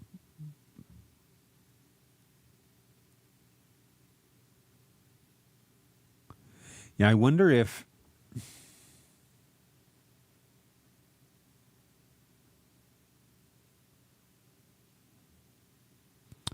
You know what? All right, let's not do that. You know what I could do is... All right, don't associate an entity. Let's... Is that right? Is that done? I kept it. Is there like a none option? No. So code editor... There you go. Variable entity, person at the door. So we just delete that. Save. Okay. So that's pretty cool.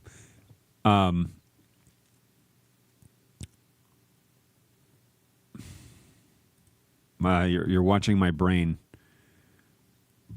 like figure out, you know, because like this, for example. Well, look, let me show you one more thing, like how this sequence works with Global Cache before we kind of. I'm going to wrap it up here because it's getting on and on and on. But oh, hey, GoWeb.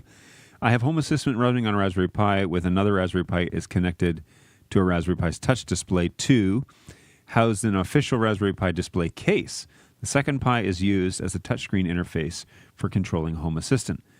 I made this setup back when Raspberry Pis were still cheap, and now it feels like I built a luxury smart home system at bargain bin prices. You for sure did. I'm doing everything I can not to have to buy another Raspberry Pi, but I might have to just for if I want to do anything with like voice assistant, I'm going to have to do something a little more high powered. So one of the things that you have to do is inside the entities, you need to create a toggle that will. So if I type in Chromecast, you'll notice here bonus room Chromecast toggle and living room Chromecast toggle. What that is the trigger to run the sequence for the global cache. And this is fairly involved, so try and stay with me here. But if I type in create helper, okay, and we're going to create a toggle, and this is going to be called Blu-ray movie. Let's go bonus room Blu-ray movie, okay? And we're going to just find a cool little logo to go with it. And then we're going to type in Blu-ray. All right, and bonus room Blu-ray movies right here. And here's that toggle switch, okay? This is going to be the toggle switch we're going to use to build the movie sequence for watching a movie in the bonus room. So let's go ahead and just type in bonus room. Here's my sequence for it. And this is the movie button. Now let's think logically through what we need to do. Oh, wait, did I already do this? Let's think logically through movie, entertainment, bonus room movie toggle. When the bonus room movie changes states. Oh, I already have this done. Oh, whoops. All right, sorry. So let me delete that entity because I don't need that. And we'll do the one for living room because I know I haven't done that. I just started doing living room today. So let's go to entities, helpers, bonus room movie. Why? How come they're both not in here? Because I just called it movie, didn't I? Delete. Movie. Yeah, bonus room movie. So if I could create a helper, it is a toggle, and this is called living room movie, okay? And we're going to movie, we're going to pick the same one for that. Okay, living room, this is the input, this is the Boolean that we need for that. Okay, so copy that. Okay. Here's the full integration for this. So inside of our Home Assistant, and we're in the living room, we want to watch a movie, right? We need to create a system that flips that little switch. Right now, it's showing the bonus room. And instead, I copied that so that I could put it here. Cool? And it's still going to be called movie. Boom, done. Now, when I flip that switch, an automation will run. So we need to go to automations. And I need to say bonus room movie toggle. And instead, we're going to duplicate this, right? When the movie living room gets toggled, the coordinate, the same ones. If the movie is, if the bonus room movie, no. If the living room movie, then perform these actions. So first thing I need to add is living room power, the amp, TV power on. I got to rename that one. And living room Blu-ray power. And delete these three. Boom, boom, boom. Okay, living room sequence will come on. Then we're going to wait 3 seconds. And then we're going to add target. And this is living room amp. And which HDMI input do we think it is? I don't know. It's not listed. So let's find out, I guess.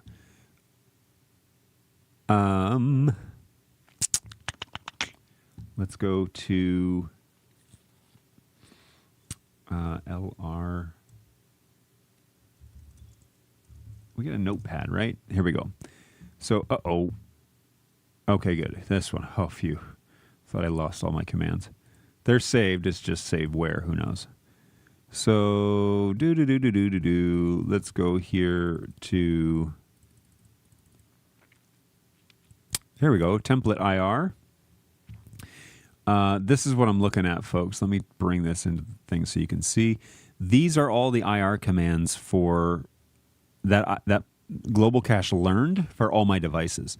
Now, this one is living room, LR. So we want to find out, we want to match this sequence with whatever companion says. So companion,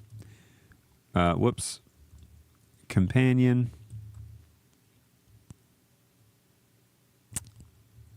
Can we just go here? Yeah, okay. There we go. So we'll go buttons, and we're going to go to Yamaha. Oh. Living room. The Blu-ray player is... All right, let's just do this. Come on now. No, don't do that, little turkey. Here we go. Okay. 37. Can I just do a find on this? Yeesh. 7764 dash 1 dash 1 dash 341. I think I found you. Oh no, that's AV input 1. Let's just copy this into here. There it is. It is living room amp input 4. Oh, that was a pretty good way to do that. All right, so let's just say input living room HDMI input 4 on the amp. And then, what is that? Okay, so that's this one. And I believe it's HDMI 2. Yeah? Let's go here. That's just change that. So if we go back to the sequences, oh, that's something I want to try and do. Oh, cool. If we go here to start a movie, Blu-ray on, amp on, wait 3 seconds, amp input to Blu-ray. Oh, there it is right there. TV to HDMI 2. I'm glad I labeled things. So we say HDMI 2 on the TV downstairs. And then if not, okay, if this is actually toggled off, then perform these actions. So LR power, amp power off, LR power, and TV power. Boom. 1, 2, 3, and save. Turns off living room system. And this one should be called, what did I call this bonus? No. Living room, oh, movie, right?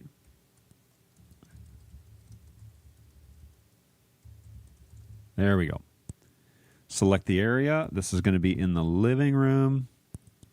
And the categories, this is going to be entertainment controls. Save. Okay. Now we have this whole sequence, which should now basically fire if we hit movie, which is pretty awesome. I just realized how I could do that too. So you remember earlier I had said I want to figure out a way to not send the power off commands if Chromecast is on. Well, because they're input booleans, I can say in the other one, if Chromecast input, then do this sequence. If Chromecast is off, then do that sequence. So there you go. That's the way I'll get her done. Pretty awesome. All right, caught up in the chat. What questions do you have? I want to try and build one more interface, and that interface is going to be for the Blu-ray. Let's do the one up here. Blu-ray page that's got all these buttons: the play, stop, pause, eject. You know, the Blu-ray players have those remotes that have like this. Up, down, left, right, enter. So I need this page built in here. So I think that there is a D-pad option. So let's go ahead and set this up one more time. And this is going to be called bonus, or I'll just say BR D-pad for Blu-ray. And then the icon is going to be a remote control. It needs to look like this one. All right, we're going to copy this. And the theme, we're going to do buttons this time around. We're going to make this one across again, remember? And then we're going to dump it all in here. All right, so this is... let's add this section. Just play with this real quick and see if we can get this to work. There is a D-pad in here somewhere. Right here. Look at that. She's a beaut. D-pad buttons. Up button. Oh my gosh, this is so stinking awesome. Up. Bonus room. Blu-ray up.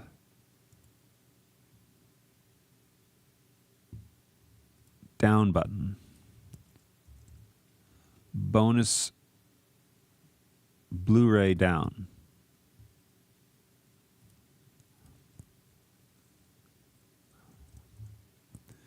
Blu-ray left.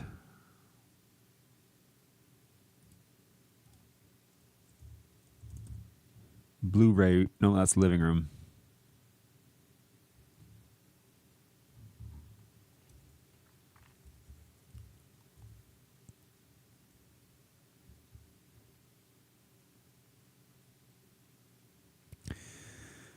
Bonus room.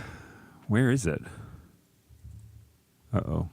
Did the right button not come over? That's living room right. Oh, dear.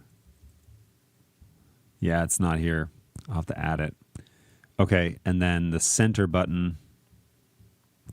Here's something, though, that you need to know about LCAR, the CB LCARs, is that sometimes and the enter button's not here either. Shoot. These are additional buttons? Oh, wow. All right, so sometimes, let's look at the editor. It doesn't actually put the entities in there. And so we're going to have to figure out how to do this. And I suspect all I got to do is this. Whoops. I think all I have to do is this. Copy. Next line. Down. Entity. And then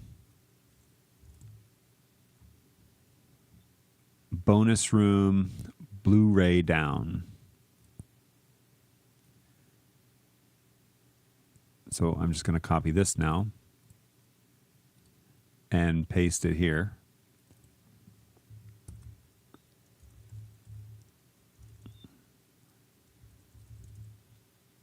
Yeah. So Blu-ray left. It's going to be that. And then next line, paste. Whoops. Not enter. Center button.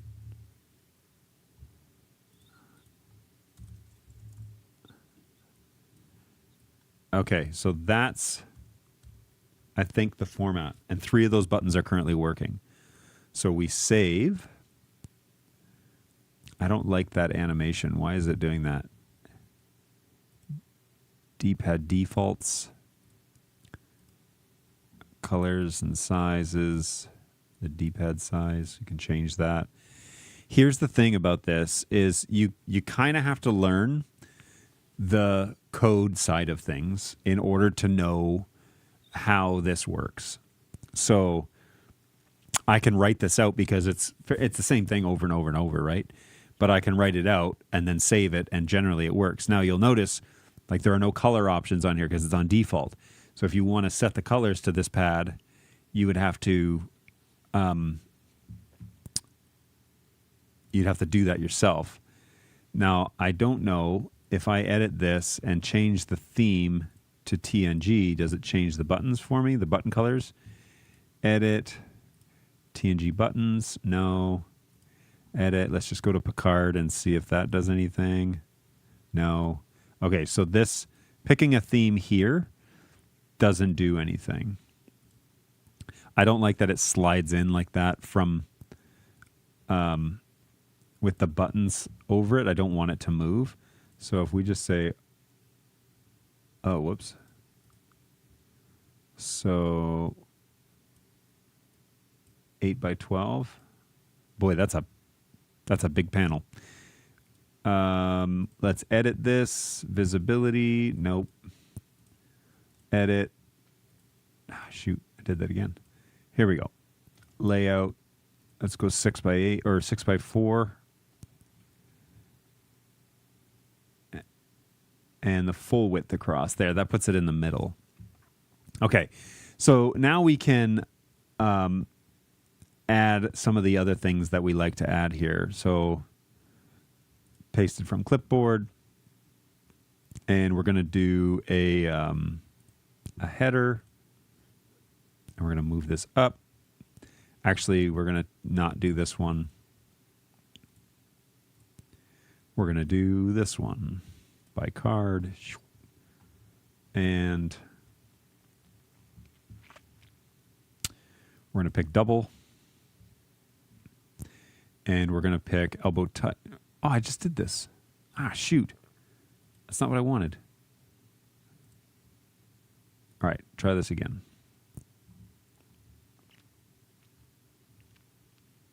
It's got to be this one. Yeah, this is it. And then we want to say header container. And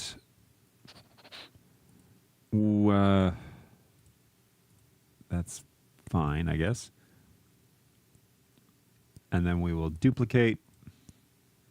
And we will say footer container. Cool. We will steal from here.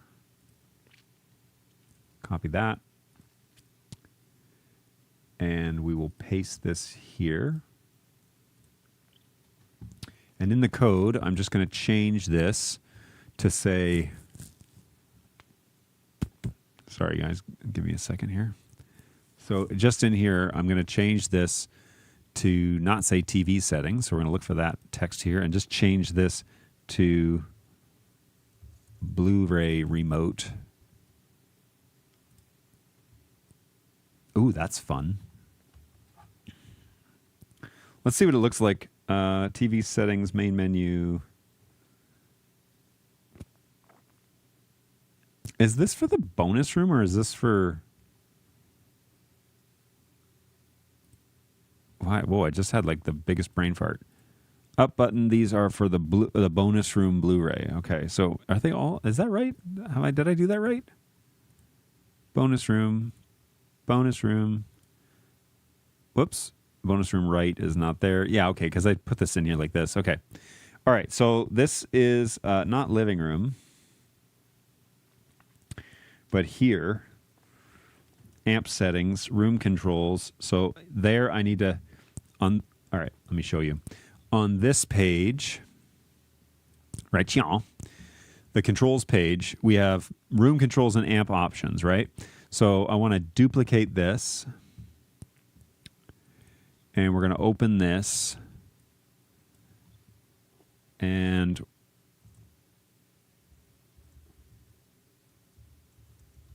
I'm going to need this navigation path, which that will break. Let's just copy this path real quick. Copy. Jump back to here. Edit. Okay, this path now needs to go to navigation path. Paste. And we want to change the name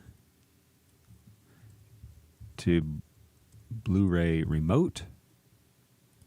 Boom. All right, so now we just have to determine where we want to put it. But that's good there, I think. So now if we click on Blu-ray Remote, I'm actually taken to the D-pad that yoink, that we just set up, which is kind of cool that it has that like right across the middle. And I think underneath there, I might put the volume controls again. I'm sure there's a way I could like copy and paste a bunch of them. And then I need a main menu button as well. So we're going to, we're going to take this, we're going to copy, we're going to paste. Do I want to make a new section? I think I do. And we're going to paste this here. Save. That looks good. And then, you know what I'm going to do? I'm going to move this over here so that it's closer to these ones for now. Okay, so yoink, we're going to copy this. And we're going to scroll down and we're going to say buy card, paste to clipboard, save. Okay. And then we're going to go back and we're going to, I'm just going to inspect this actually before I go any further because, okay, these are, bonus room. All right, just want to make sure that I'm not copying a bunch of code that then I'm going to have to redo a whole bunch more. So there's the mute. Save to this one. We're going to copy. We're going to paste. All right, and then I want back to main menu button. So we're going to copy this one, which is a part of the bonus room setup, and we're going to paste it to here. So we're going to save that, and then I'm going to duplicate this, and we're going to change it to footer contained. Boom. And we're going to make sure that there is no wordage on the text like that. Okay, good. All right. So now, if I go to bonus room, Blu-ray Remote is on there now. And I'm going to, we can just do it right here together, I guess.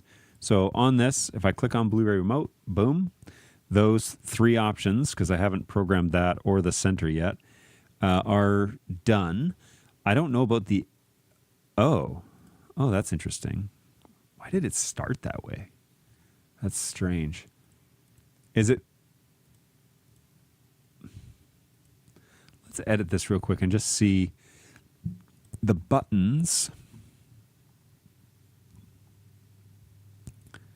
There are no animations on this.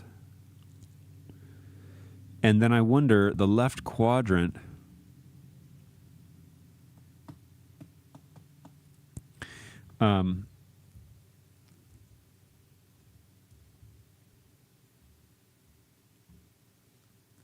like, can we, you can put the eject button there. But how do you know it's eject, right? Like you almost need like a label or something. And I don't think that that's an option here. I might be able to still force a label. I'd also like to change the color if I could. Picard gray, Picard blue. But I can't do that yet.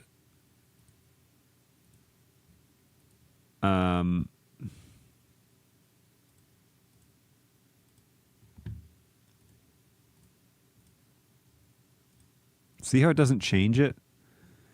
It's like all these are broken. You can't do anything there. Columns 4, rows 4.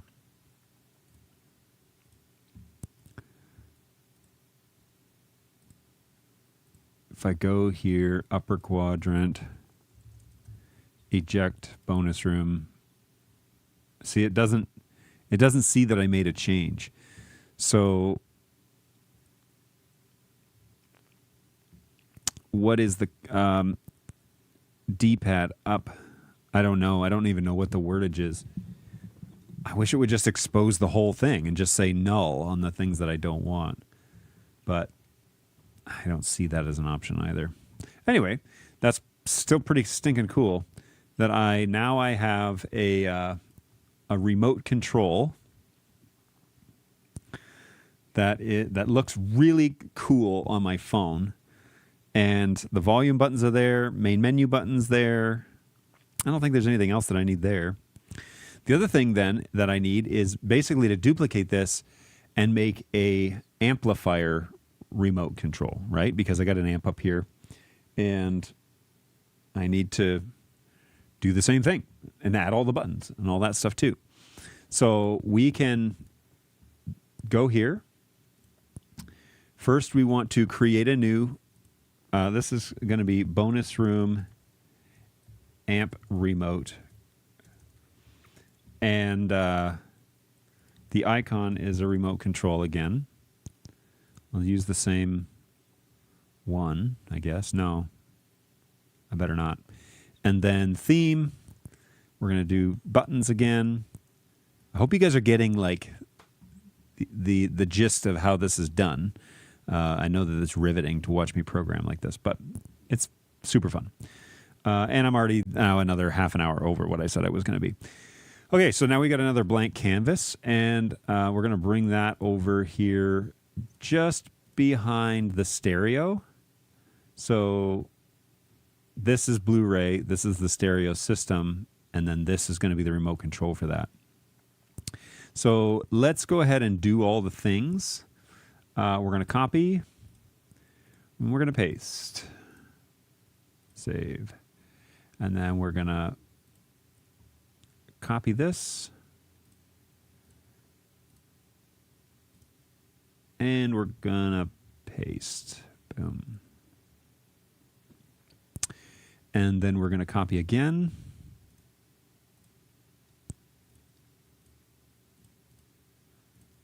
And we're going to paste. Copy this one.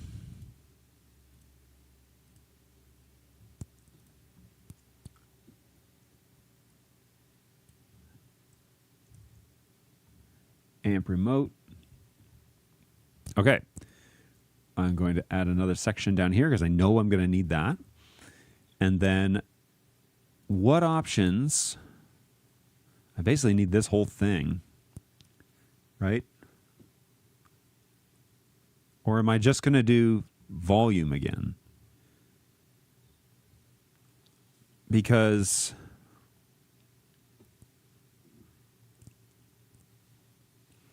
yeah, I wish there was a way to copy this whole thing. Can I?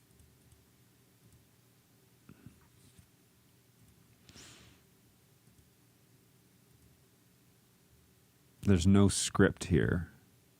So you have to do it individually. Well, let's do these ones then at least, right? Because they're the ones that we're for sure going to want.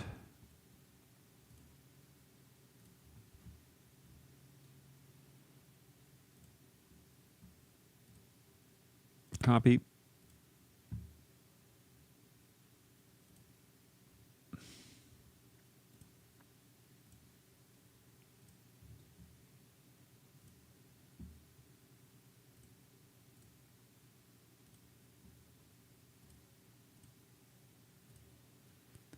I mean, granted, given the amount of time it takes you to get the initial one set up, the fact that you can just copy cards now between screens makes it really nice. Like there's, somebody was thinking, because obviously you're going to want the same controls or similar controls on separate screens. And so then just to be able to,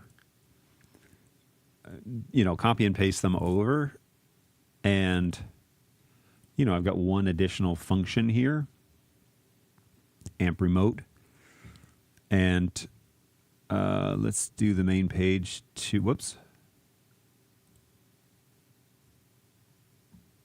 this one. Copy.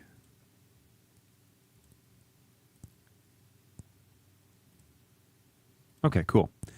So, all right, what do we got? So if we go over to, I don't have that button programmed yet. So on our main page, we need to, first of all, I got to get the call sign for this, the URL. We're going to copy that, and then we're going to go to here, and we're going to duplicate, and we're going to change the code to this, and we're going to change this to amp remote. Alrighty. Now, we are going to put this here, and maybe we're going to move this.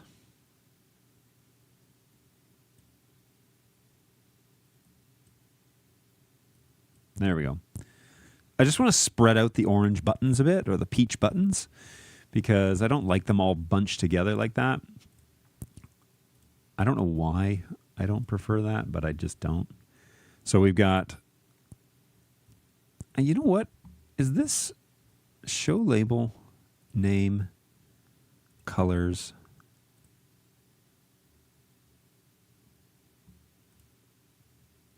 Yeah, that's cool. I could turn this one off. Just change it up a little bit, eh? Text, bow, bow.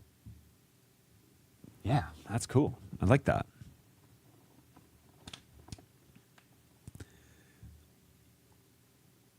It's so fun because when you edit things and you leave your phone open, you can see that changes happening in real time. So if I click on amp remote, it shows up. That's Blu-ray remote. Back. So I need to change that because that did not. Oh, did I do this one? Wait, what?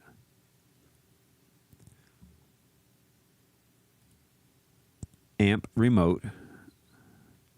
Amp remote. What did I do there? Okay, it took me to that screen that time. But if I click on amp options, yeah, that's correct.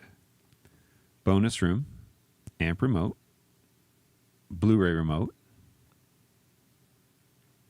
room controls. Yeah, it's all working. Oh man, this is so stinking fun. Okay, but this remote, this guy, still has the wrong buttons. So up button needs to be, well, we could do this in the code actually, just to make sure that it takes. So button, Blu-ray, amp, not program up.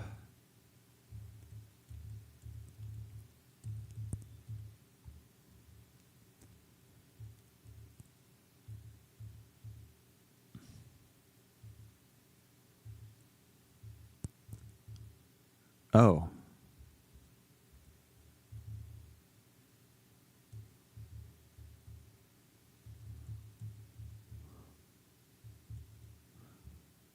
It's not program up, right?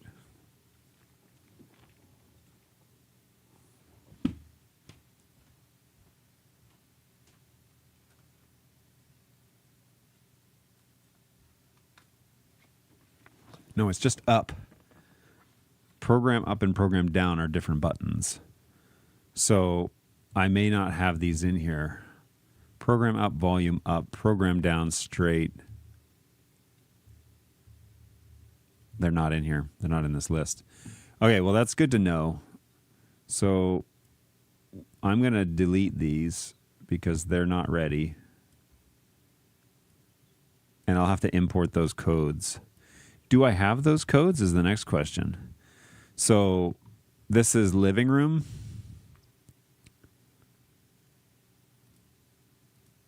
I need to find bonus room. Theater bonus room, left up, menu, stop, pause, play, eject. I guess I don't have them because I don't have them even on here. All right, so I'm going to have to learn those codes, which is wild. But anyways, there you go. That's what happens.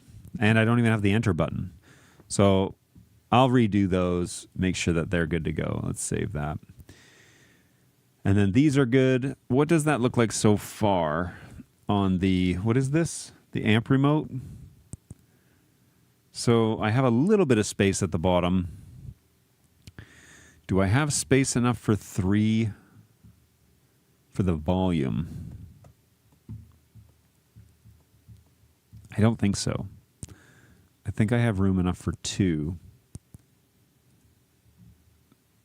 So let's find out.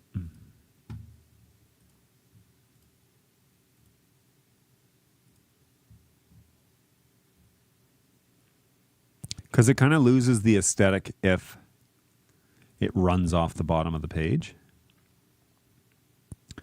So I don't want to do that per se. Volume down. If anything, I want to do this. Copy and paste. And we'll do a footer. And we'll get rid of the label. Yeah, so it runs off the bottom, but it looks correct, like it's supposed to run off the bottom. Not... Okay, so the only thing then is to change this one. And the way you can do that is you just look at one that is, like the actual card is correct, and we can just copy that. And we go here, and we just go to the code and say, instead of bullet, change it to capped. And there you go, and we're done. So now this is inputs and volume is what this should say. Save. Boom. Yeah, that's pretty neat. I'm not going to lie. How neat is that? It is pretty neat. Anyway, so that is what I've been up to, getting my home system good to go. Now, couple of things that I don't have set up yet that I'm very interested to see what LCARS will do is statistics, like stats. So temperatures and feedback, like information. Somebody's at the door, like what does it do to show me that information or whatever. So I'm very interested to see how further I can take it. I am going to probably end up ordering a couple of Samsung tablets, like Galaxy tablets, and using them as my wall-mounted option. I have to see what wall mount options we've got. And, of course, power, right? Now, one little trick that I've learned along the way is instead of leaving your device plugged in constantly, you can set up home automation with a Z-Wave switch. So much like my Inner 26 or 24, 224, if you have a Zigbee or Z-Wave switch, now that Home Assistant gets all of the battery information from devices that are registered to Home Assistant, okay, it can feed back what its battery level is, which means that when it gets to 30 or 25%, the switch turns on and charges the device back to 80% and then lets it die down and then charges it back up and back and forth and back and forth. And that way it keeps using the battery, so you're not going to explode your battery. It keeps the battery health kind of going through its regular life cycle instead of it just constantly being plugged in all the time. So that is what I will do with those devices. I just got to decide on where I can put those devices, how big of a device. I really need a big touch screen for one of them because it's taking over the calendar. But I'm going to put those little panels, like one for sure in the bonus room right there, with a custom homemade button system for those screens. So one for here, one in the living room, probably one, I don't know, probably in my bedroom area somewhere, and maybe at the front door. So we'll see. We'll see what kind of we need, or maybe at the mudroom door, like the garage door where we come in. Anyways, pretty excited to see what we can do. The statistics pieces of LCARS, I don't know anything about yet. I haven't navigated down those roads. The other thing that I want to figure out is the red alert system. So, for example, if the sirens are going off, I want all of the white bars that are on this thing, right? All the bars that are here, I want them to turn red. Regardless of what screen you're on, I want them to start flashing red or whatever. So there's got to be a way, because that's one of the fundamental, aesthetics of this system. But man, I'm so happy with the way that this is going. I'm really pleased the way that I'm able to customize everything and to make it look exactly as I had ever dreamed it to look, and have the level of control that I have with my phone now, and building this into kiosks and doing all that. So this is next level integration. I'm pretty excited. If anybody has any decent Android tablets that have good prices, good touchscreens, a forward-facing camera, I'd be interested in looking at that. Right now, I'm considering doing a Samsung Galaxy tablet, and Samsung Galaxy. Let's just go to the Samsung page. So Samsung Galaxy, the A11 is $136, which is a pretty inexpensive price. I think there's an A10. Let me just pull this up and then I'll share it with you. The A10 is a phone. So the A11 is like this. And I've heard good things, that these tablets are great for fairly inexpensive, $136, $140 by the time I get it home. That's a fairly inexpensive version, and should work pretty well for what I need it to be. And literally, I need it to just display one local web page. So yeah, this is what I'm thinking about doing. If you have any other one of the questions, I guess, is like, what do I do for mounting? I need a wall mount, right? So Samsung, let's just say wall mount and see what comes up. So there's a tablet wall mount. That's a Bojangles one. I did find a wall mount, and I had it in a list. Where is it? Maybe it's in my shopping cart. But I had it in a list that was basically a universal VESA wall mount, and for a tablet. And I was just trying to figure out where. Come on, shopping cart, let's go. All right, yeah, so something like this would maybe work. It's just a simple, like, four-corner, snap on the tablet type of thing.